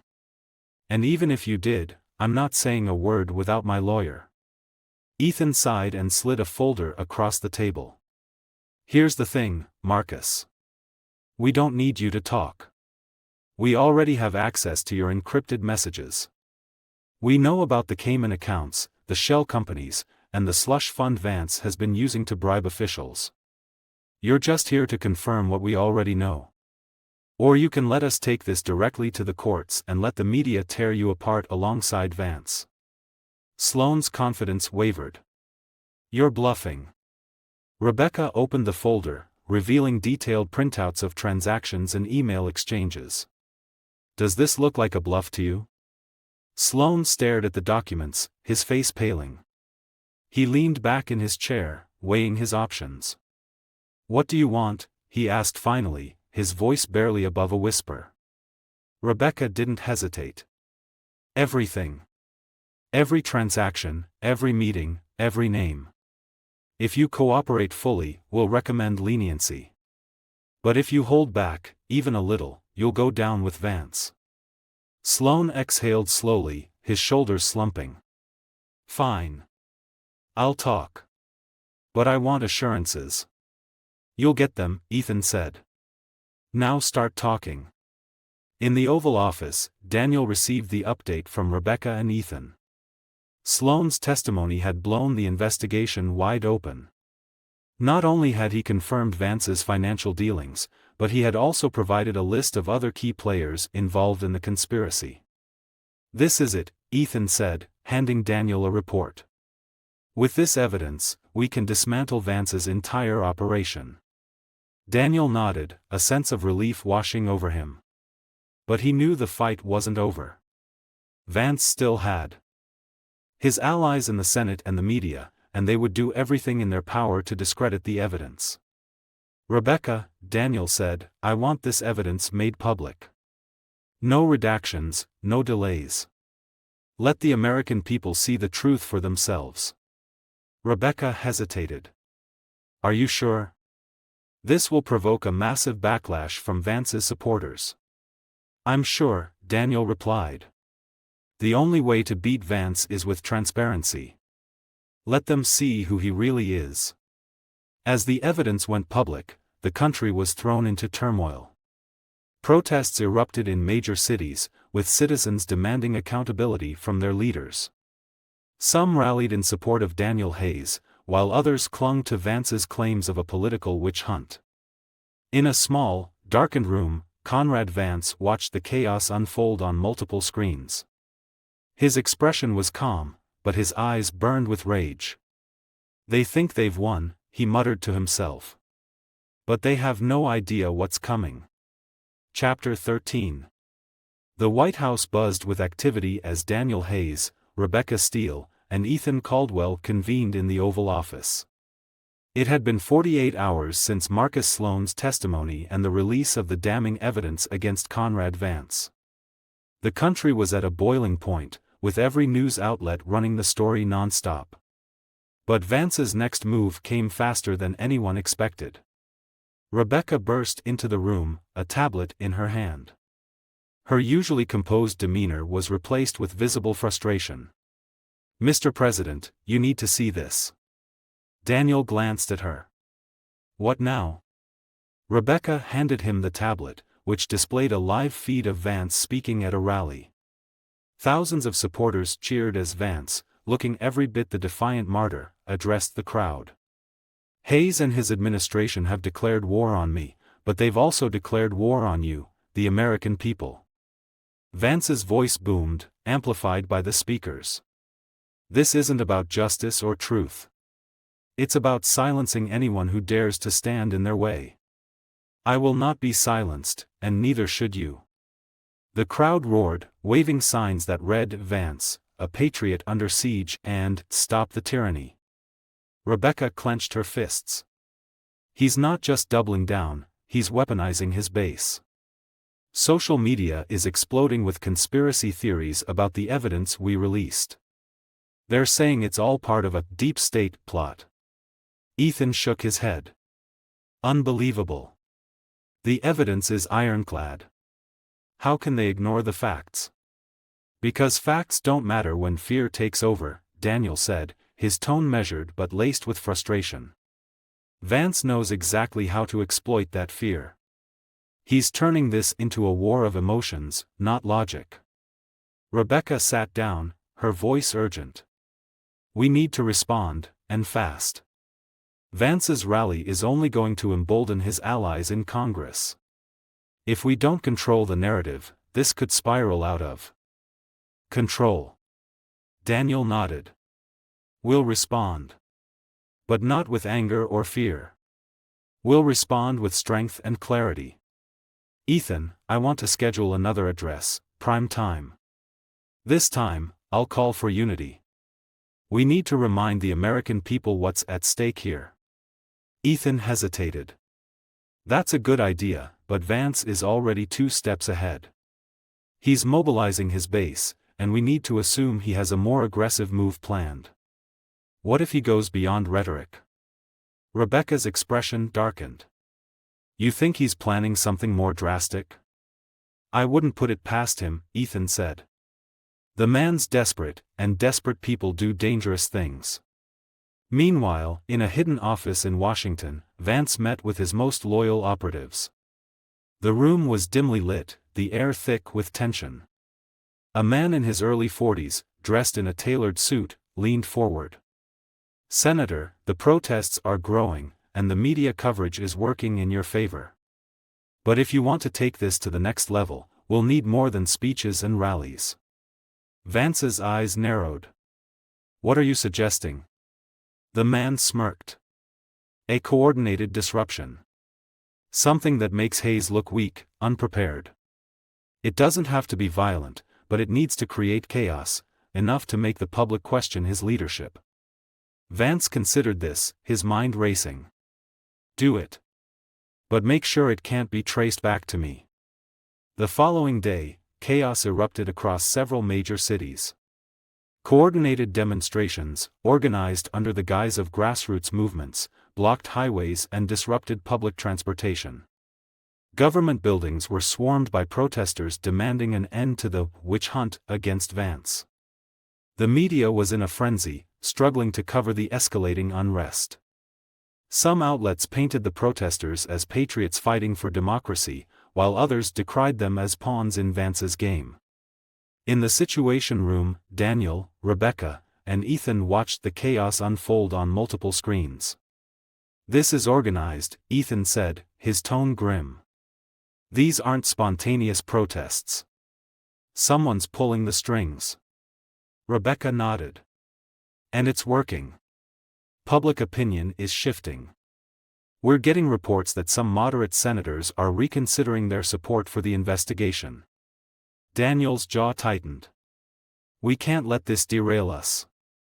Rebecca, I want every agency working on identifying the organizers behind these protests. If we can prove Vance is connected, we can expose him for what he really is. By evening, the White House released a statement condemning the unrest and reaffirming its commitment to transparency and justice. But Vance's operatives were already sowing seeds of doubt, framing the statement as a crackdown on free speech. Rebecca, exhausted but determined, sat in her office poring over files when her phone buzzed. She answered quickly. Rebecca Steele. It's me, came a familiar voice. It was Alexandra Moore, the journalist who had been quietly investigating Vance alongside the administration. What do you have for me? Rebecca asked. Something big, Alexandra said. I've been digging into Vance's inner circle, and I found a link between his campaign funds and the groups organizing the protests. It's a money trail, Rebecca, one that leads straight to him. Rebecca's heart raced. Are you sure? Positive, Alexandra said. But if we're going to use this, we need to act fast. Vance is already moving to cover his tracks. Rebecca stood, her exhaustion forgotten. Send me everything you have. This could be the breakthrough we need. In the Oval Office, Daniel listened as Rebecca and Ethan briefed him on Alexandra's findings. This is it, Rebecca said. We can connect Vance directly to the chaos he's creating. But we need to release this strategically. If we fumble it, he'll spin it as more fake news. Daniel nodded. We'll time it perfectly. And this time, we won't just expose him, we'll make sure the American people understand the full scope of his corruption. As the team began crafting their next move, Daniel couldn't shake the feeling that the battle was far from over. Vance was cornered, but a cornered animal was always the most dangerous. Chapter 14. It was 7 a.m., and the Situation Room was alive with tension. Overnight, the protests had escalated into violent clashes in several cities. Businesses were looted, police forces were overwhelmed, and the National Guard had been deployed in 2 states. The country was in turmoil, and the public's faith in the administration was being tested. President Daniel Hayes sat at the head of the table, his face stern as he reviewed the reports pouring in. Rebecca Steele, Ethan Caldwell, and Secretary of Defense Eleanor Gates were present, each bringing updates from their respective teams. Ethan spoke first. The intelligence teams have traced several of the protest organizers back to shell organizations funded by Vance's campaign donors. Alexandra Moore's investigation is spot on. We have the smoking gun. Rebecca nodded. We've corroborated it with financial records from Marcus Sloan. There's no doubt, Vance is bankrolling this chaos. If we release this information, it'll prove he's orchestrating a nationwide campaign to destabilize your presidency. Eleanor folded her arms.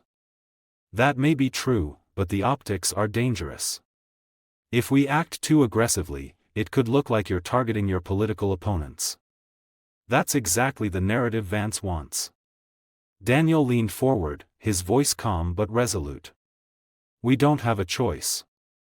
If we don't act, this country will tear itself apart. What's the timeline for making this public? Rebecca exchanged a glance with Ethan. We can have a press briefing ready by midday. But there's another factor to consider. Ethan nodded grimly. Vance knows we're closing in. He's not going to sit back and let us take him down. We need to anticipate his next move. Across town, Conrad Vance was in his private office, surrounded by his most trusted allies. The news of Marcus Sloan's cooperation had shaken him, but he refused to show it. We need to hit back harder, Vance said, his tone venomous. The protests are working, but we need something that completely undermines Hayes. Something so explosive that it shifts the spotlight away from me.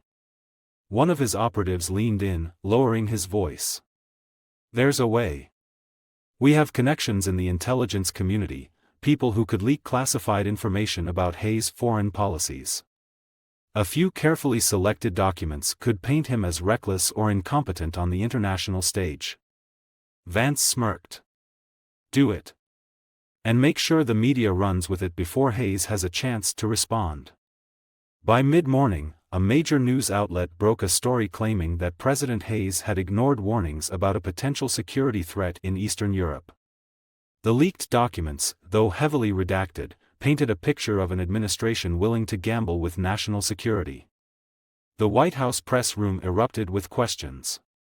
Reporters demanded answers, and pundits speculated whether this was the beginning of the end for Daniel Hayes.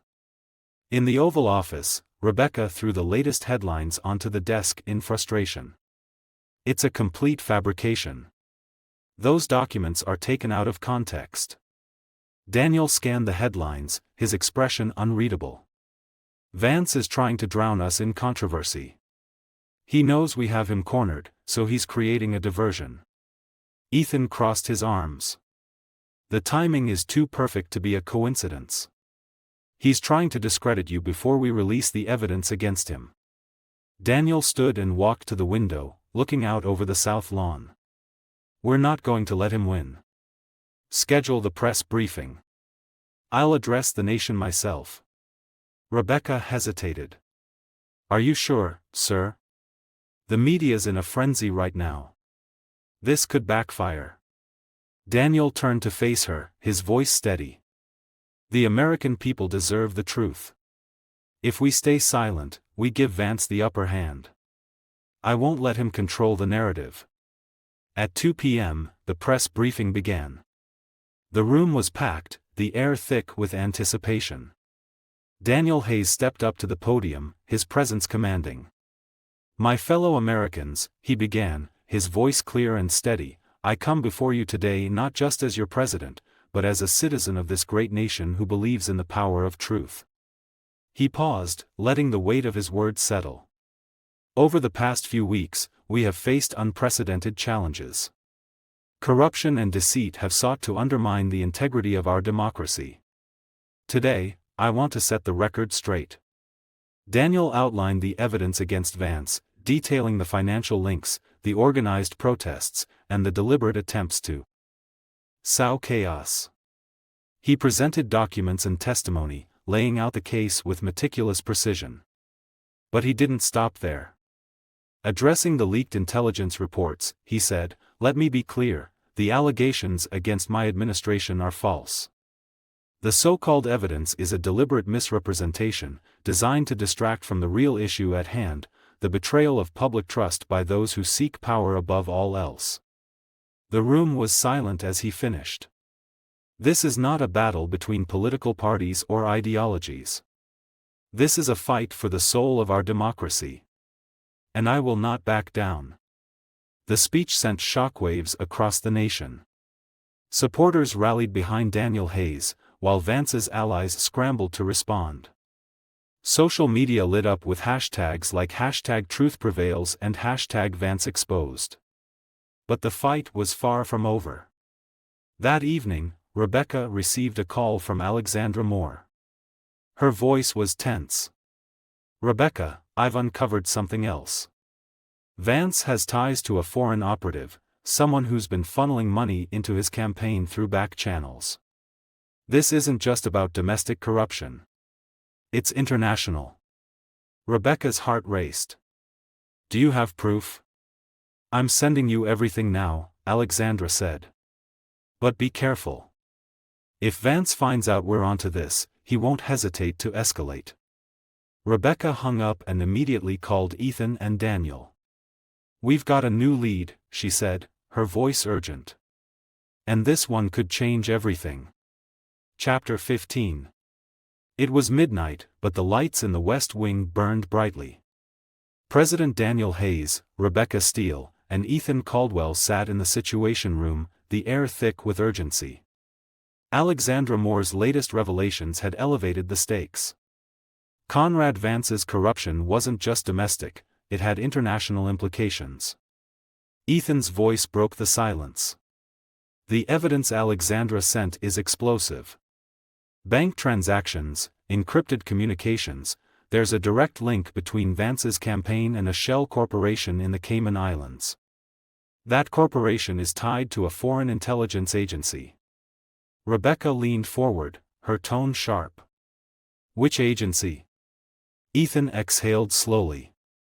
"Russian. Specifically, one connected to an oligarch who's been on the U.S. sanctions list for years. If this is true, Vance isn't just a corrupt politician, he's compromised national security." Daniel rubbed his temples, the weight of the revelation sinking in.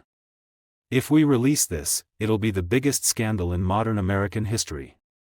But we need to be absolutely certain. Rebecca, I want the CIA and FBI to verify every piece of this.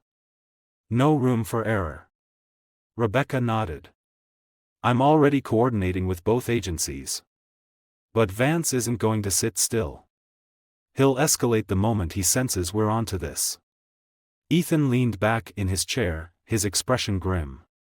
"What are we dealing with here, Mr. President? Are we prepared for the fallout? Because if this leaks before we're ready, it could plunge the country into chaos." Daniel's gaze was steady. "We don't have a choice. If Vance is compromised, we can't let him wield power, not in Congress, not anywhere. This isn't just about politics. This is about the security of the nation." Meanwhile, across town, Vance was growing increasingly paranoid. His network of informants had alerted him to unusual activity within federal agencies. He could feel the noose tightening. In his penthouse suite, he paced the floor, barking orders into his phone. "I don't care what it costs. I need to know what Hayes and his team are planning. Get me something, anything, I can use to discredit them." A voice on the other end of the line hesitated. "Senator, there's a chance they found the offshore accounts." Vance froze. "How?" "We don't know, but if they connect the dots, this could be catastrophic. You might want to consider an exit strategy." Vance's face twisted in anger. An exit strategy? I didn't claw my way to the top to run away. Hayes wants to fight? Then I'll give him a war. The following day, Daniel was in the Oval Office with Rebecca and Ethan when the National Security Advisor, Charles Porter, entered with a grim expression. "We have a situation," Charles said, placing a classified file on the desk. "Our cybersecurity teams have detected an uptick in foreign activity. It looks like Russian operatives are actively targeting U.S. systems. The timing is suspicious." Rebecca flipped through the file, her brow furrowing. "You think this is connected to Vance?" Charles nodded. "It's too much of a coincidence.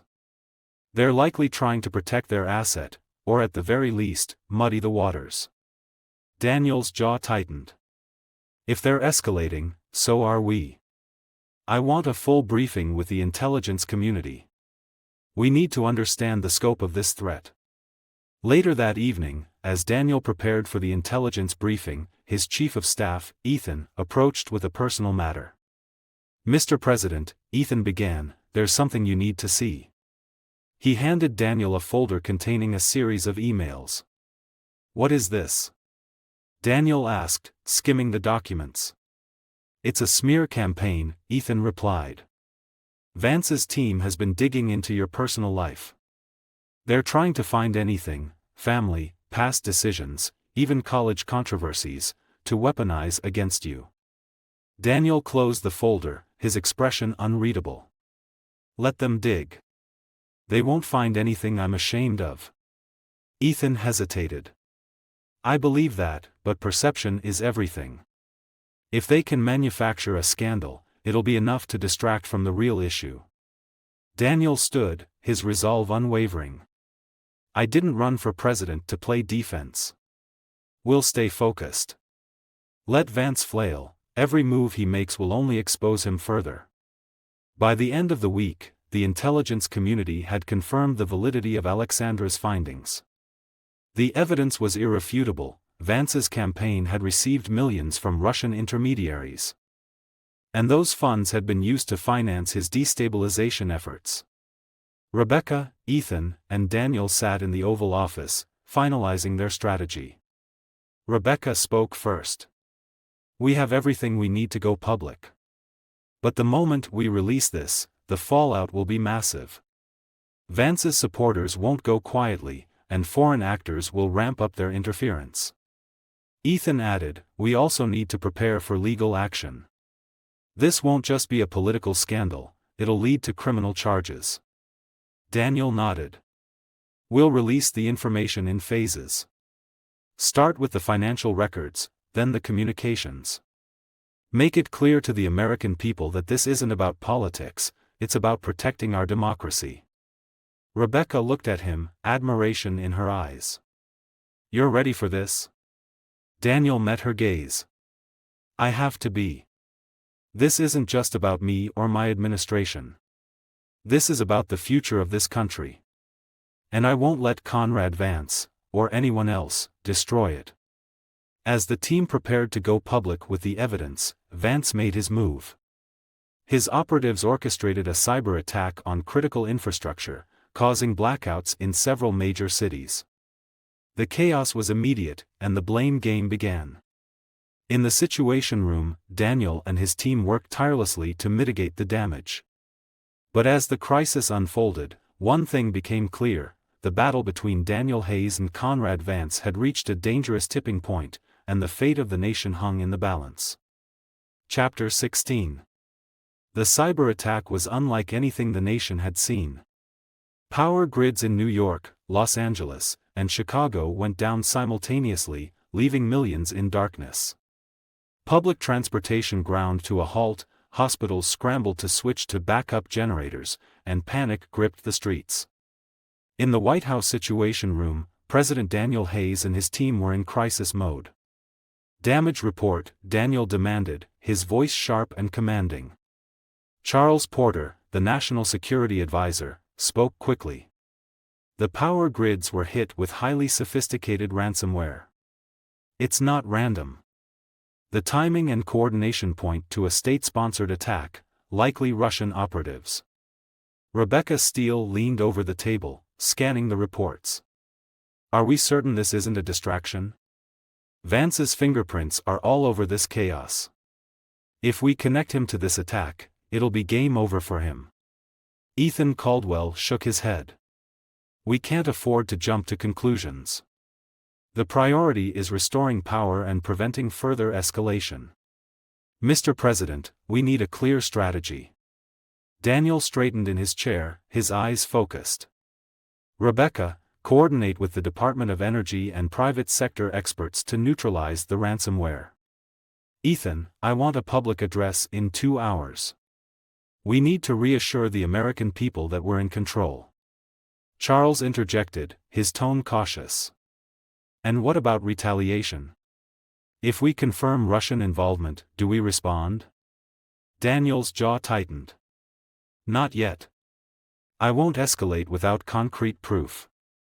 But make it clear to Moscow that we won't tolerate this. If they push us further, we'll respond with full force.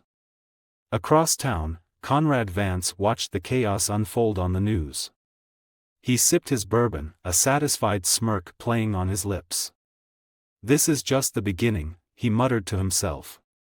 His top operative, a shadowy figure named Garrett Rhodes, entered the room. The blackout's working as planned. People are blaming Hayes for the lack of preparation. Public opinion is turning against him. Vance nodded. Good. But we need to keep the pressure on. What's the status of the media leaks? Garrett handed him a folder. We've planted stories suggesting Hayes ignored cybersecurity threats in his first 100 days. It'll reinforce the narrative that he's weak and incompetent. Vance's grin widened. Perfect. By the time he realizes what's happening, it'll be too late. Back in the White House, Daniel addressed the nation from the East Room. The live broadcast reached millions of households, many still without power but tuning in through mobile devices. My fellow Americans, Daniel began, his voice steady but firm, tonight, our nation faces an unprecedented attack on our infrastructure. I want to assure you that we are working tirelessly to restore power and bring those responsible to justice. This is not just an attack on our power grids, it's an attack on our democracy. And let me be clear, we will not be intimidated. His words struck a chord, rallying support from citizens across the country. But as Daniel returned to the Oval Office, the weight of the situation bore down on him. Rebecca entered with new intelligence. We've identified the source of the attack. It's a group known as Black Echo, an elite hacking collective tied to the Kremlin. But there's more. Daniel raised an eyebrow. Go on. Rebecca handed him a document. Black Echo has a direct connection to one of Vance's offshore accounts. They were paid 3 days ago. The timing lines up perfectly with the attack. Ethan, who had just entered the room, froze. You're saying Vance hired foreign hackers to attack our infrastructure? Rebecca nodded. That's exactly what I'm saying. Daniel's expression hardened. Then we have him. Prepare a full intelligence briefing. We're going public with this tomorrow. Vance, however, wasn't going down without a fight. That night, his team launched a new wave of misinformation, flooding social media with conspiracy theories about the administration. They painted Daniel as a dictator in waiting, using the blackout as an excuse to seize more power. The next morning, the headlines were split. Some praised Daniel's leadership, while others questioned his ability to handle the crisis. Ethan slammed a newspaper onto the desk in frustration. They're spinning this faster than we can control it. If we don't act decisively, Vance will win the narrative. Daniel remained calm. We act tonight. I want a primetime address with full evidence, documents, timelines, everything. Vance's betrayal goes beyond politics. It's treason. Rebecca added, we'll need Alexandra Moore. Her investigation adds credibility.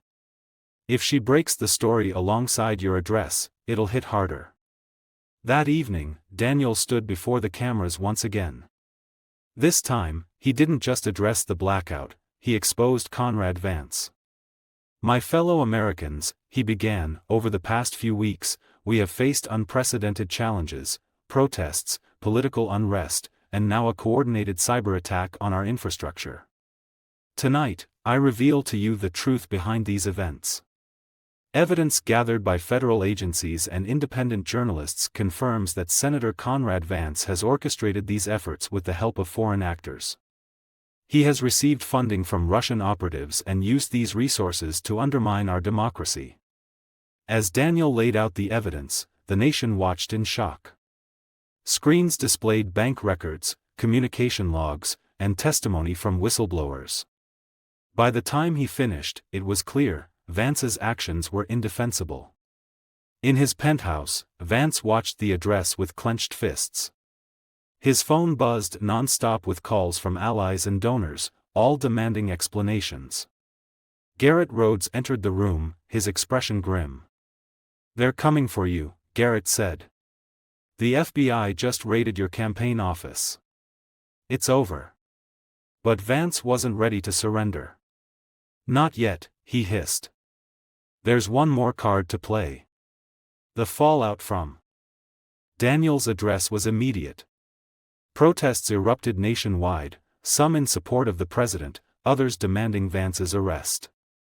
As Daniel and his team prepared for the next steps, Rebecca received a chilling message: "You've declared war, and you won't like the cost."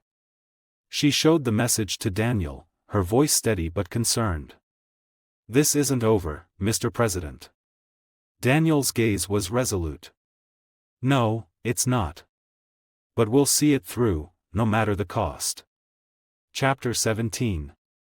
The next morning brought chaos to Washington. The FBI, bolstered by intelligence from Rebecca's team, had launched coordinated raids on Conrad Vance's properties and campaign offices across the country.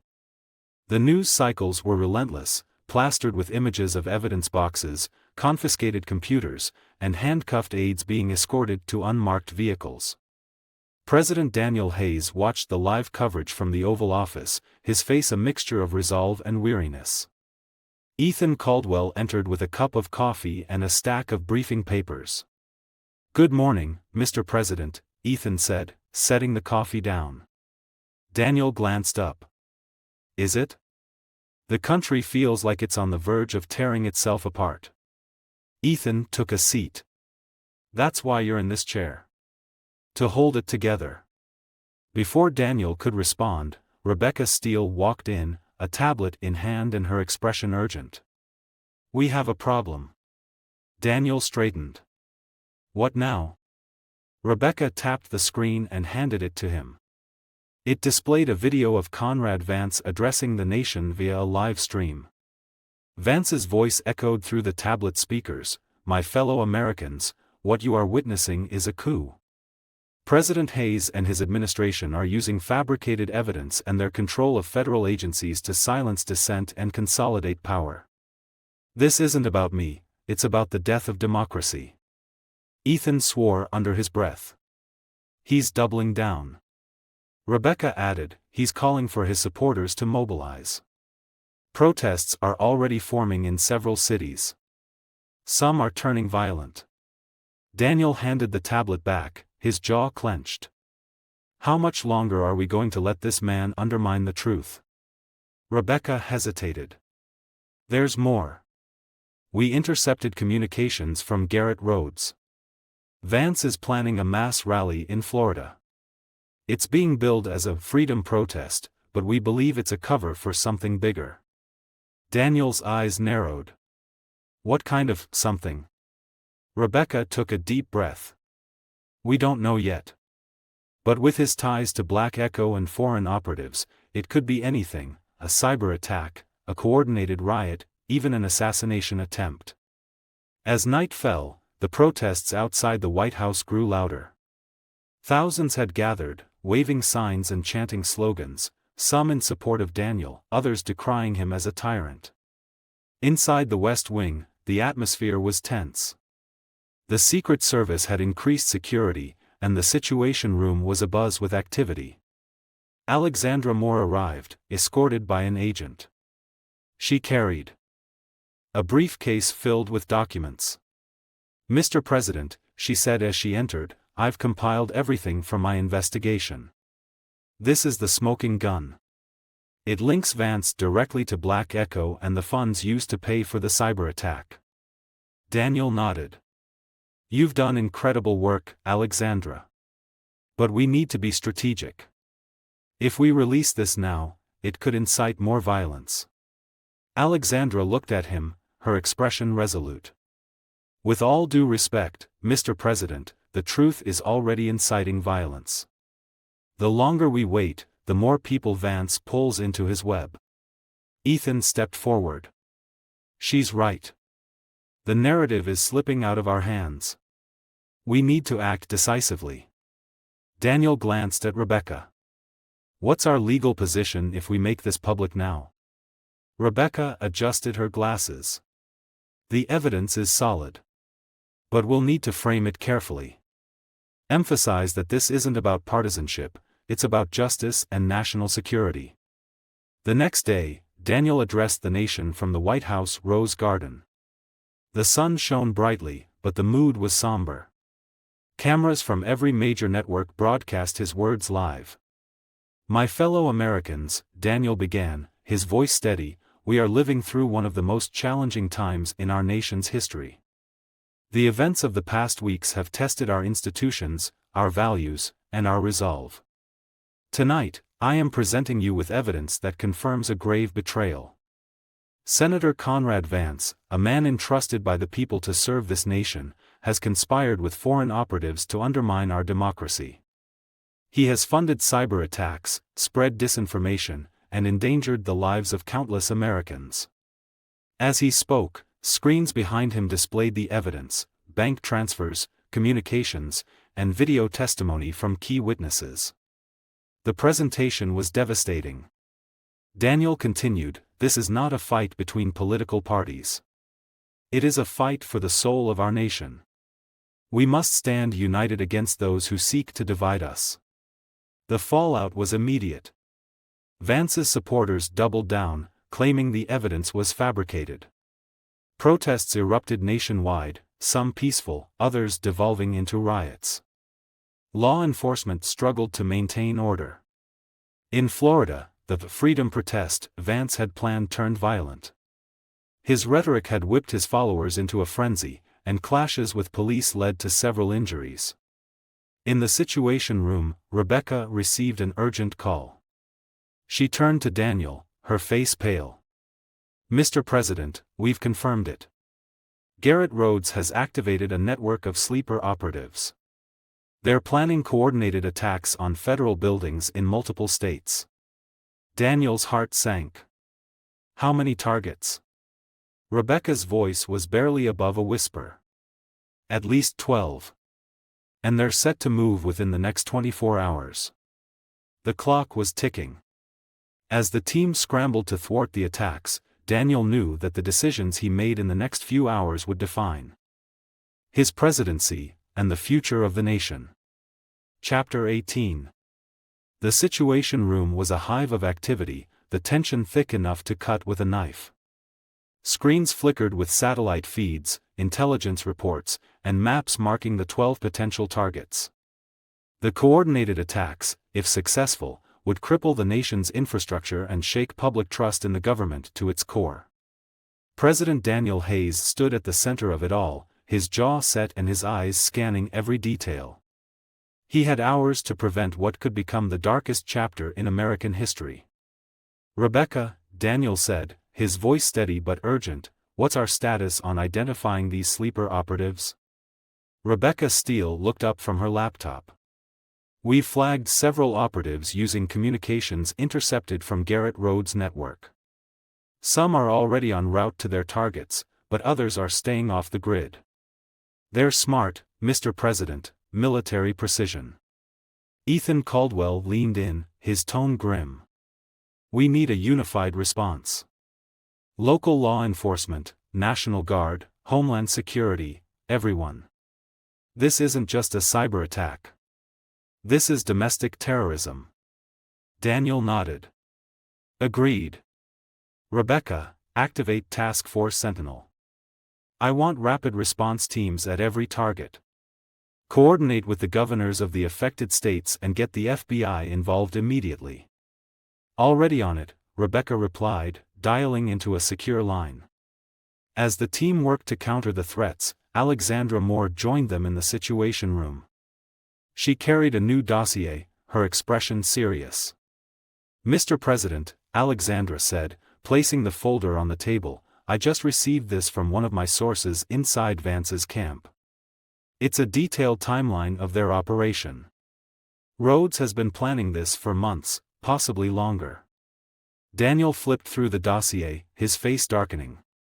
The documents outlined not only the planned attacks but also a propaganda campaign to frame the administration as the aggressors. They're trying to paint us as tyrants, Daniel muttered. Alexandra nodded. Exactly. If these attacks happen, they'll claim it was orchestrated by your administration to justify a crackdown on dissent. Daniel closed the folder. Then we have to stop them. Every single one. Meanwhile, in a secure hideout in Florida, Conrad Vance paced the room, his face a mask of frustration. Garrett Rhodes sat calmly at a table, monitoring a laptop. Rhodes, Vance snapped, why hasn't Hayes folded yet? The protests, the cyber attacks, they should have broken him by now. Rhodes smirked. Hayes is tougher than we expected. But it doesn't matter. By the time he realizes what's happening, our operatives will have already struck. He'll be too busy picking up the pieces to fight back. Vance's eyes narrowed. This has to work. If it doesn't. It will, Rhodes interrupted, his voice cold. I've accounted for every variable. Trust the process. Back in the White House, time was running out. The clock read 3:17 a.m., and the attacks were set to begin at dawn. The room fell silent as Rebecca stood up with an update. Mr. President, she said, Task Force Sentinel has neutralized 3 operatives so far. 2 in Houston and 1 in Seattle. They were carrying explosives and detailed schematics of federal buildings. A murmur of relief swept through the room, but it was short-lived. What about the other 9? Daniel asked. Rebecca hesitated. We're closing in, but some are operating in urban areas with high civilian populations. We're trying to minimize collateral damage. Daniel clenched his fists. Do whatever it takes. Lives are at stake. Ethan spoke up. We also need to consider the political fallout. Vance's narrative is spreading like wildfire. Even if we stop these attacks, he's already poisoned the well. Daniel looked at Ethan, his expression resolute. Then we unpoison it. Once this is over, I'm calling for a national address. We're exposing everything, Vance, Rhodes, the operatives, the foreign ties. The American people deserve the truth. As dawn broke, the first reports of coordinated raids began filtering in. In Chicago, FBI agents stormed a warehouse and apprehended 2 operatives attempting to rig an explosives-laden van. In Atlanta, local police intercepted another operative disguised as a construction worker, his backpack filled with incendiary devices. But not all the news was good. In Denver, a federal courthouse was partially destroyed and a sleeper operative detonated a bomb before Task Force Sentinel could intervene. 3 agents and a security guard lost their lives.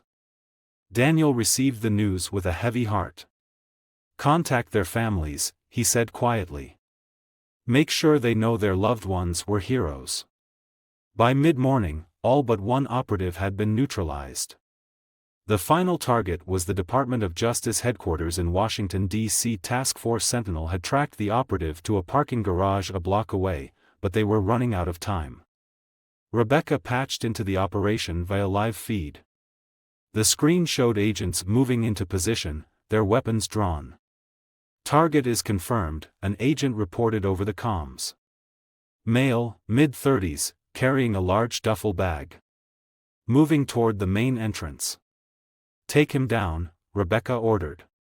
The team moved in, but the operative spotted them.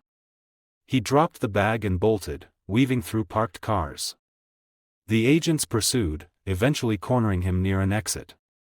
"Hands in the air," one agent shouted. The operative hesitated, then reached for his waistband. Before he could pull a weapon, the agents opened fire. He dropped to the ground, motionless. The agents approached cautiously, confirming he was neutralized. Rebecca exhaled in relief. "Good work, Sentinel. Stand down." In the Oval Office, Daniel sat with Ethan, Rebecca, and Alexandra, exhaustion etched on their faces. The immediate threat was over, but the battle for the nation's soul was just beginning. Ethan broke the silence. "We stopped the attacks, but Vance and Rhodes are still out there. They'll try again." Daniel nodded. "And we'll be ready. But first, we're going to finish what we started. No more playing defense. It's time to take the fight to them." Chapter 19. The nation awoke to headlines that told of narrowly averted catastrophe.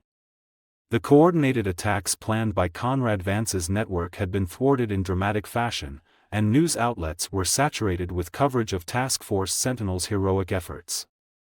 Yet, the destruction in Denver was a sobering reminder of the stakes, and the public was clamoring for answers. President Daniel Hayes stood before the cameras in the White House press room, his demeanor resolute. The room was packed with journalists, including Alexandra Moore, who sat in the front row, pen poised to capture every word. "My fellow Americans," Daniel began, his voice firm, "last night, our nation came perilously close to a coordinated series of attacks on federal institutions. These acts of domestic terrorism were not isolated incidents, they were part of a calculated effort to destabilize our democracy, orchestrated by individuals driven by greed and a lust for power." The room was silent, the weight of his words hanging in the air. Daniel continued, "I stand before you today not just as your president, but as a fellow citizen who believes in the resilience of this nation. We have irrefutable evidence that ties these attacks to Senator Conrad Vance and his co-conspirators, including Garrett Rhodes. Their actions were not acts of patriotism, they were acts of treason." The audience gasped audibly, and the flash of cameras lit the room. Daniel paused, letting the revelation sink in. "To every American watching, know this: we will not allow these threats to go unanswered. Justice will be served, and we will ensure that those responsible face the full weight of the law." In the hours following the president's address, public opinion began to shift. Protests that had initially supported Vance began to dwindle as the revelations of his betrayal became undeniable. Videos of intercepted communications and images of the foiled attacks were released to the press, leaving little room for conspiracy theories. In Florida, however, Conrad Vance was unrelenting. Surrounded by his inner circle, he continued to fan the flames of dissent, releasing statements that painted Daniel's administration as tyrannical. Garrett Rhodes, ever the strategist, watched the chaos unfold with a calculating eye. "We're losing control of the narrative," Rhodes admitted, pacing the room. "The evidence is too damning." Vance slammed his fist on the table. "We can still turn this around. We just need a new plan, something bold, something that forces Hayes to overreach." Rhodes smirked. "I have an idea, but it's risky." Vance leaned forward. "I'm listening." Back in Washington, Rebecca Steele convened an emergency meeting with Daniel, Ethan, and Alexandra. She placed a file on the table, her expression grave. "We've intercepted chatter suggesting Vance and Rhodes are planning a counterstrike," Rebecca said. "We don't have the specifics yet, but it's clear they're desperate." Daniel rubbed his temples, the weight of leadership pressing down on him. "Desperation makes them more dangerous. What's our best move?" Alexandra spoke up. "We need to keep exposing them. Every lie, every connection, every crime. The more we reveal, the less room they have to maneuver. Rebecca nodded. Agreed. But we also need to find their base of operations and shut it down. Rhodes is the key, he's the brains behind all of this. Ethan added, and we need to do it quickly. The longer this drags on, the more time they have to regroup. Daniel looked around the room, his resolve hardening. Then we take the fight to them. Rebecca, I want every resource we have focused on tracking Rhodes. Alexandra, keep the press informed, we need the public on our side. And Ethan, start coordinating with our allies in Congress. We're going to need their support for what's coming. 2 days later, the break they were waiting for came. Rebecca's team traced a series of encrypted communications to a private compound in northern Florida, deep in the Everglades. The compound was heavily guarded, and satellite imagery revealed what appeared to be an underground bunker. This is it, Rebecca said, presenting the findings to Daniel. Rhodes and Vance are operating out of this compound. If we move quickly, we can catch them before they disappear. Daniel didn't hesitate. Mobilize Task Force Sentinel. This ends now. Under the cover of darkness, a team of federal agents, supported by the National Guard, descended on the compound. Helicopters hovered overhead as agents moved in, their weapons drawn. Inside the bunker, Vance and Rhodes watched the monitors, their faces tense. They found us, Vance said, his voice trembling. Rhodes remained calm. We're not finished yet. Follow my lead. As agents breached the compound, they encountered fierce resistance from Vance's security team. Gunfire echoed through the night, and the air was thick with tension. Rhodes and Vance attempted to escape through a hidden tunnel, but their path was cut off by federal agents. Cornered and out of options, Vance raised his hands in surrender. Rhodes, however, wasn't ready to give up. He reached for a concealed weapon, but before he could fire, an agent took him down with a single shot. By dawn, the compound was secured, and Vance was in custody. The news spread quickly, and the nation breathed a collective sigh of relief. In the Oval Office, Daniel sat with his team, exhausted but victorious. It's over, Ethan said, a rare smile crossing his face. Daniel shook his head. Not yet. We've won this battle. But the war for the truth never ends. We have to rebuild trust, restore unity, and make sure this never happens again. Alexandra added, and we will. Together. Chapter 20. The capture of Conrad Vance and the dismantling of his network sent shockwaves through the nation. News outlets replayed the footage of Vance being led away in handcuffs, his once arrogant demeanor replaced with the hollow gaze of a man defeated. Garrett Rhodes' death during the raid left lingering questions about the full extent of the conspiracy, but for now, the immediate threat had been neutralized. In Washington, President Daniel Hayes prepared to address the nation once more. Standing in the East Room, flanked by Rebecca Steele, Ethan Caldwell, and other key members of his administration, he was resolute in his mission to restore trust in the government. The cameras went live, broadcasting his address to millions.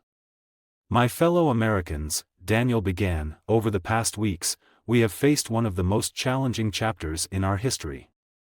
A plot designed to divide us, to undermine our democracy, and to weaken our resolve was uncovered and stopped.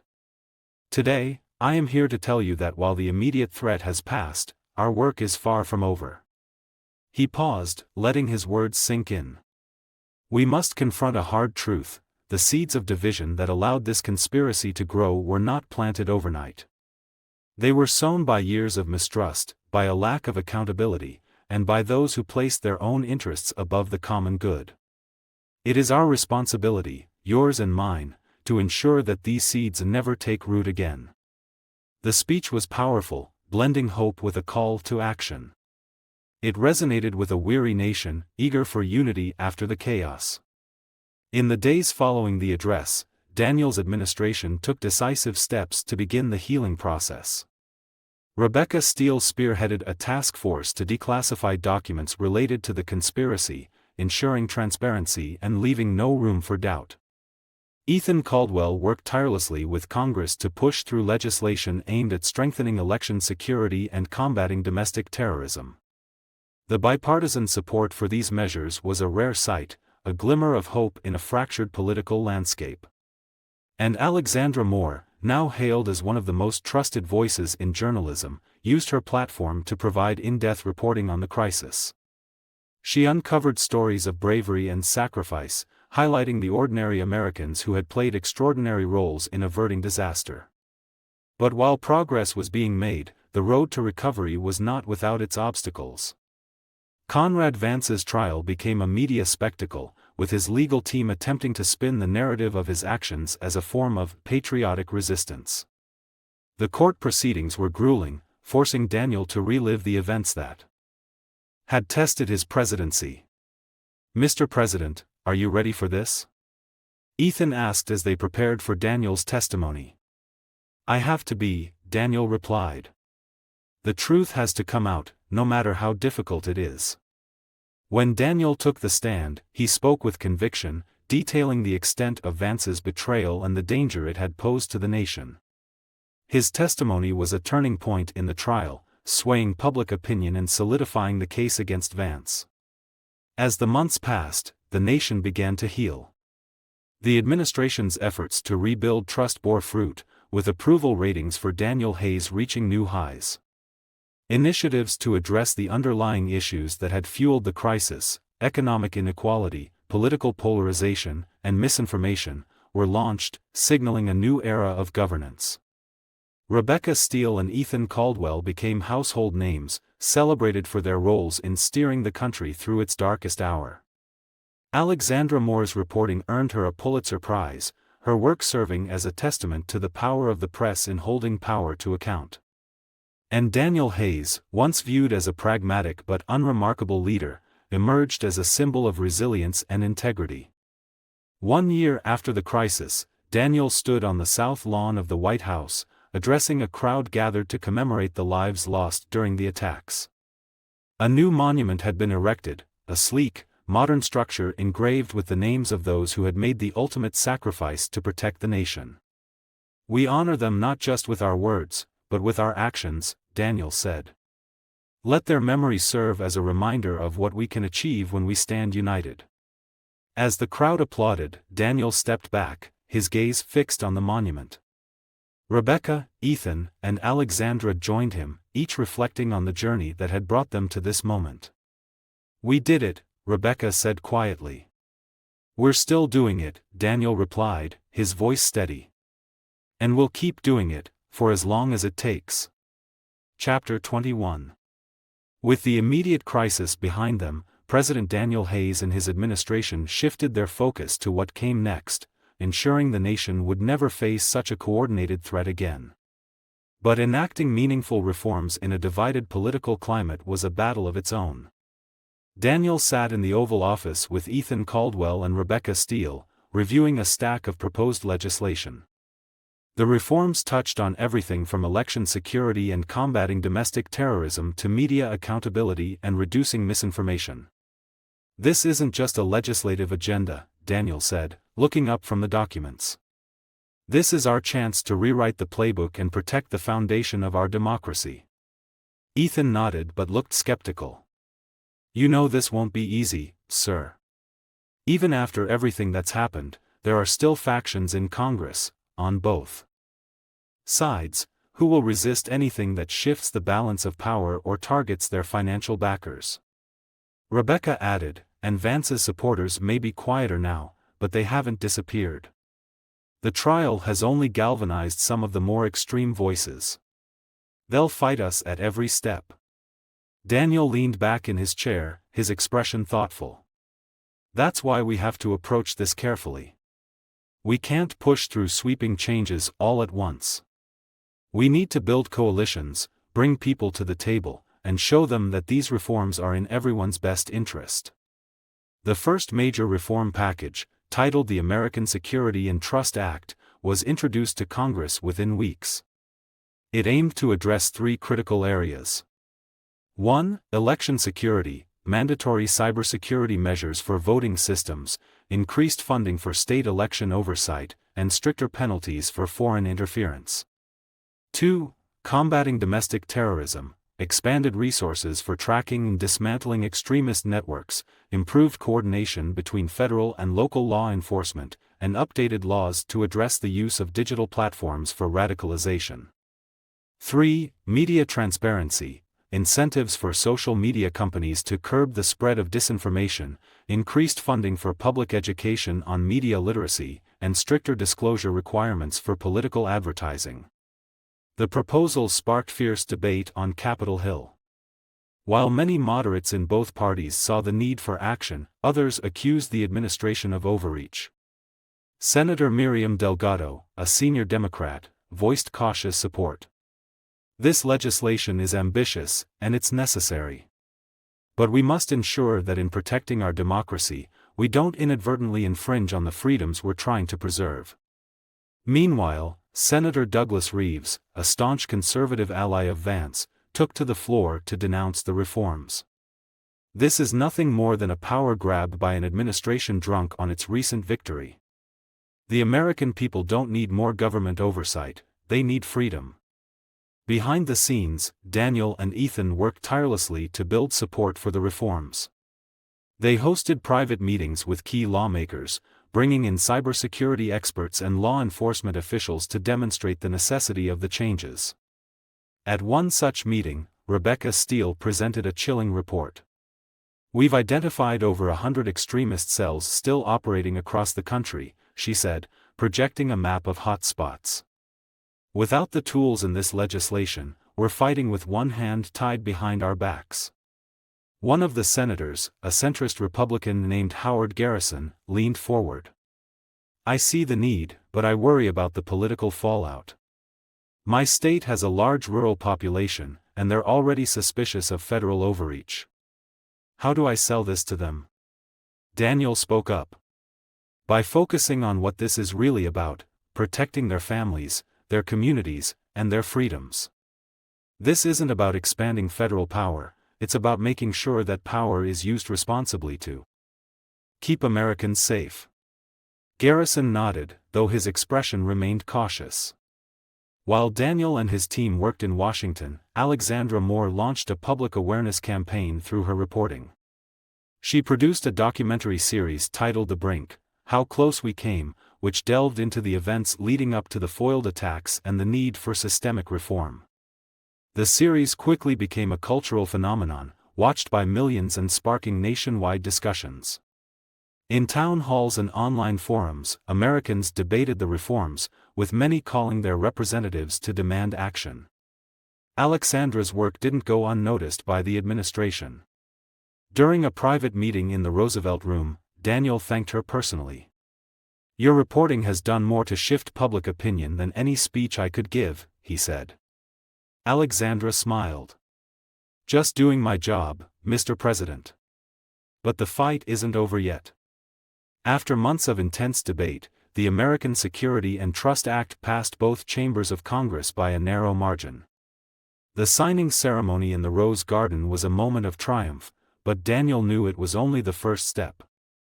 In his remarks, he acknowledged the challenges ahead. This legislation is not a cure-all, and it won't undo the harm that's been done overnight. But it is a start, a foundation upon which we can build a stronger, more resilient democracy. As the applause died down, Ethan leaned in and whispered, "Enjoy this moment, sir. The next battle is already on the horizon." Daniel nodded. "I know. But for now, let's take this win." Chapter 22. Passing the American Security and Trust Act was a significant victory, but President Daniel Hayes knew that the real test lay in its implementation. Laws were only as effective as their enforcement, and the sweeping reforms called for coordination between federal, state, and private institutions, many of which were resistant to change. Sitting in the Situation Room, Daniel reviewed a progress report with Rebecca Steele, Ethan Caldwell, and Secretary of Homeland Security Janet Grayson. The report detailed numerous obstacles, lawsuits from private tech companies opposing the new transparency requirements, pushback from state governments on election security measures, and law enforcement agencies struggling to adapt to the expanded focus on domestic terrorism. Rebecca summarized the situation bluntly. We've passed the legislation, but the resistance is coming from every angle. States are crying federal overreach, tech companies are threatening to pull out of compliance entirely, and some law enforcement agencies claim they don't have the resources to implement these changes. Janet nodded. We're seeing a lot of red tape. Some states, particularly in the South and Midwest, are outright refusing federal grants tied to election security because they view it as interference. And the tech sector? They're gearing up for a legal fight. Daniel leaned back in his chair, his expression grim. So, we're fighting two battles, one against bureaucracy and the other against perception. We need a strategy to address both. One of the most contentious aspects of the reforms was the requirement for social media companies to identify and remove harmful disinformation while increasing transparency in their algorithms. Several major platforms filed lawsuits, arguing that the measures infringed on free speech and created undue financial burdens. Ethan arranged a meeting with the CEOs of the top tech companies, hoping to broker a compromise. The atmosphere in the Roosevelt Room was tense as Daniel addressed the group. Let me be clear, Daniel began, his tone measured but firm. This isn't about censorship or stifling innovation. It's about ensuring that your platforms aren't weaponized to harm the very democracy that allows you to thrive. The CEO of a leading social media platform spoke up. We understand the intent, Mr. President, but these measures are vague and open to interpretation. What defines harmful content? And who decides that? Rebecca stepped in. The legislation outlines clear criteria, and we're establishing a task force to work directly with your companies. This isn't about government overreach, it's about partnership. Despite their assurances, the CEOs remained skeptical, with one warning: if this goes too far, you risk driving innovation out of the country. Tech companies will relocate, taking jobs and investments with them. Daniel remained calm but resolute. If we can't find a way to work together, the consequences will be far worse than losing jobs. We're talking about the integrity of our elections, the safety of our citizens, and the stability of our nation. Those are stakes we can't afford to ignore. The meeting ended without a resolution, but Daniel and his team left determined to find a path forward. The election security provisions faced similar pushback. Governors in several states accused the administration of undermining states' rights, refusing to accept federal grants tied to the reforms. Ethan and Rebecca traveled to key battleground states, meeting with governors and state election officials to ease tensions. In Georgia, Ethan met with Governor Richard Carlisle, a staunch conservative who had been one of the most vocal critics of the reforms. You're asking us to overhaul our entire system based on a problem that doesn't exist, Carlisle said, leaning back in his chair. We run secure elections here, and we don't need Washington telling us how to do our job. Ethan countered, this isn't about pointing fingers or questioning your competence. It's about preparing for the future. Cyber threats are evolving, and we need a unified approach to protect our systems. Despite Ethan's efforts, Carlisle remained unmoved. I respect what you're trying to do, but my constituents elected me to stand up to federal overreach. I'm not going to betray that trust. While resistance was strong, there were also allies willing to champion the reforms. Governor Maria Estrada of California became one of the administration's key partners, implementing the election security measures in her state and hosting public forums to educate voters on the changes. At one such forum, she invited Daniel to speak. Standing before a packed auditorium, he addressed the crowd with conviction. This isn't about politics or party lines, it's about protecting the foundation of our democracy. The threats we face don't discriminate by state or ideology. They target all of us, and we have to stand together to face them. The event was a success, garnering widespread media coverage and putting pressure on other states to follow California's lead. Over the next few months, the administration achieved several key victories. A court ruling upheld the transparency requirements for tech companies, forcing them to begin compliance. Meanwhile, several swing states began implementing the election security measures after seeing the success of early adopters like California. Still, progress was slow, and the resistance remained fierce. Daniel often found himself reflecting on the broader challenge of governance, how to balance the immediate needs of the nation with the long-term goal of unity. One evening, as he worked late in the Oval Office, Ethan entered with a cup of coffee. "You're burning the midnight oil again," Ethan said, setting the cup on the desk. Daniel looked up, exhaustion evident in his eyes. "It feels like for every step forward, we're met with 2 steps back." Ethan nodded. "That's the nature of the job, sir. Change is hard. But you're doing the right thing, even if it doesn't feel like it right now." Daniel offered a faint smile. "Thanks, Ethan. I just hope history sees it that way." Chapter 23.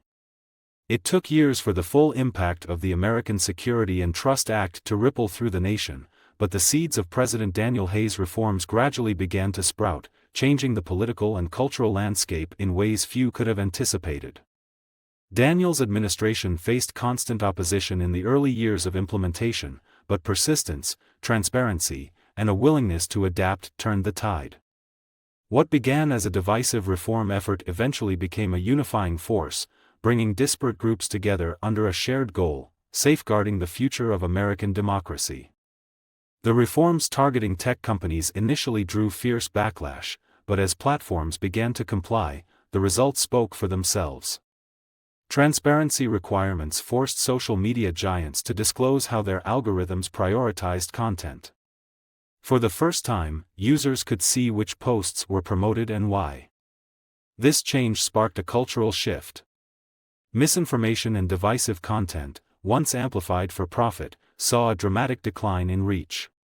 In its place, credible news sources and fact-based content began to flourish. Alexandra Moore, whose reporting had been instrumental in exposing the conspiracy against Daniel, documented this transformation in her latest book, Breaking the Algorithm. "The Hayes administration didn't just fight to fix a broken system," she wrote.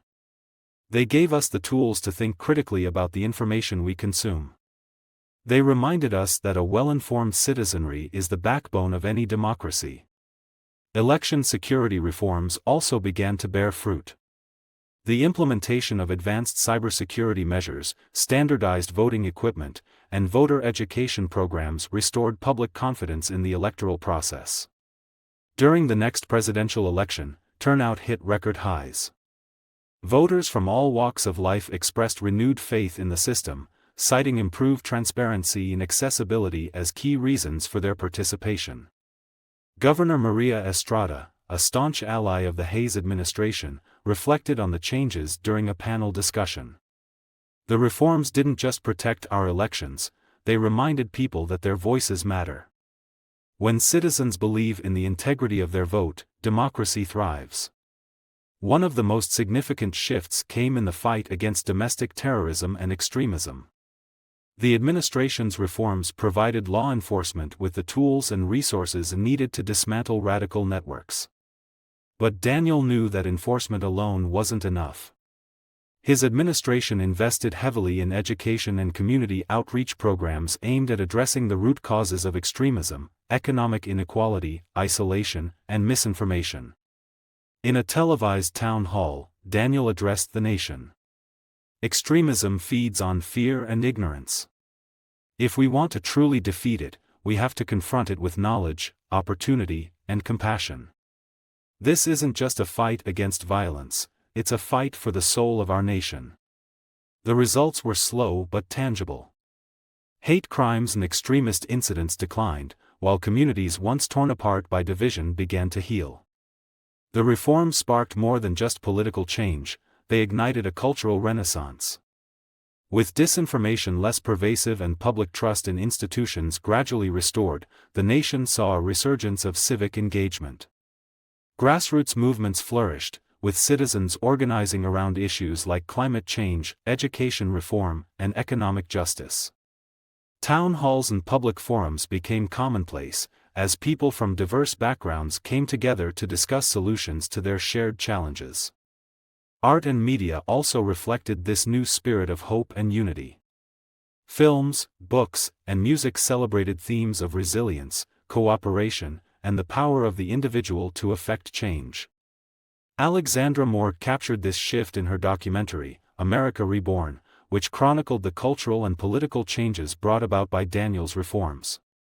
The film won critical acclaim and inspired millions, becoming a symbol of the nation's new chapter.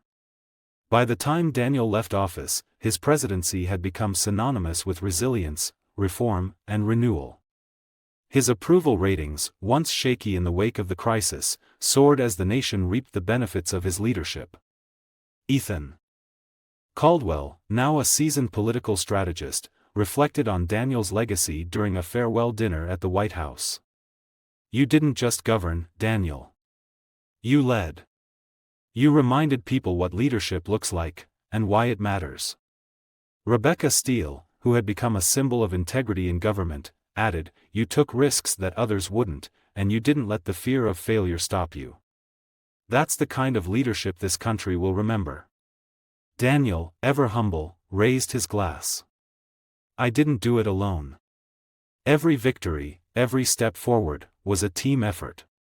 And I have no doubt this team will keep fighting for what's right." Years later, historians would look back on Daniel's presidency as a turning point in American history. His reforms laid the groundwork for a more resilient democracy, a safer digital landscape, and a society that valued unity over division. A plaque was installed at the base of the monument commemorating the lives lost during the crisis that had defined Daniel's first term. It read, "In memory of those who gave their lives to protect our nation. And in honor of those who fought to build a better future."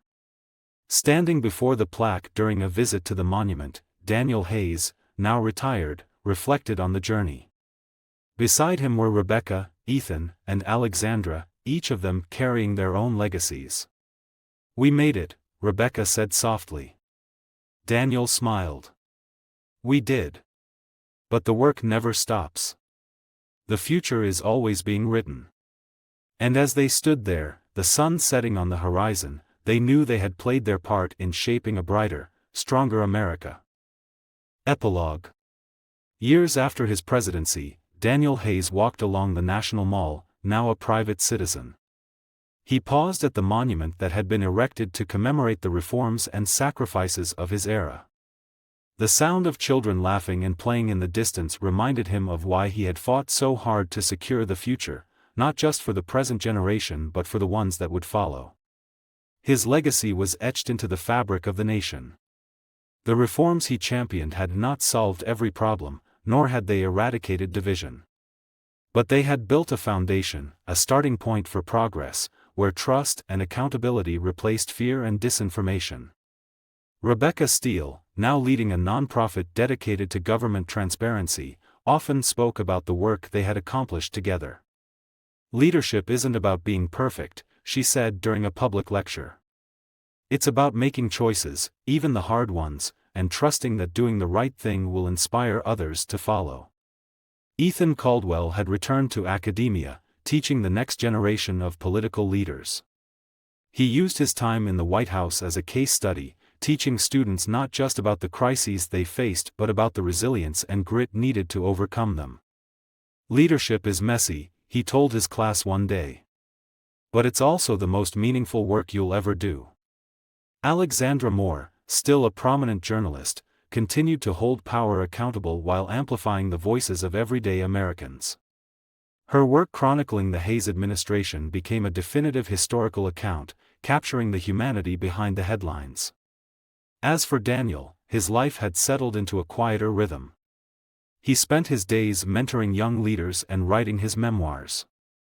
He often returned to the small town in Ohio where he had grown up, speaking to high school students about the importance of courage, integrity, and service. On one such visit, a student asked him, "What do you want people to remember about your presidency?" Daniel smiled, thoughtful. That we didn't give up. That when the country was at its most divided, we found a way to come together. And that every voice mattered in the fight to build something better. Standing before the monument one last time, Daniel placed a hand on the plaque that bore the words of their shared struggle. In memory of those who gave their lives to protect our nation. And in honor of those who fought to build a better future.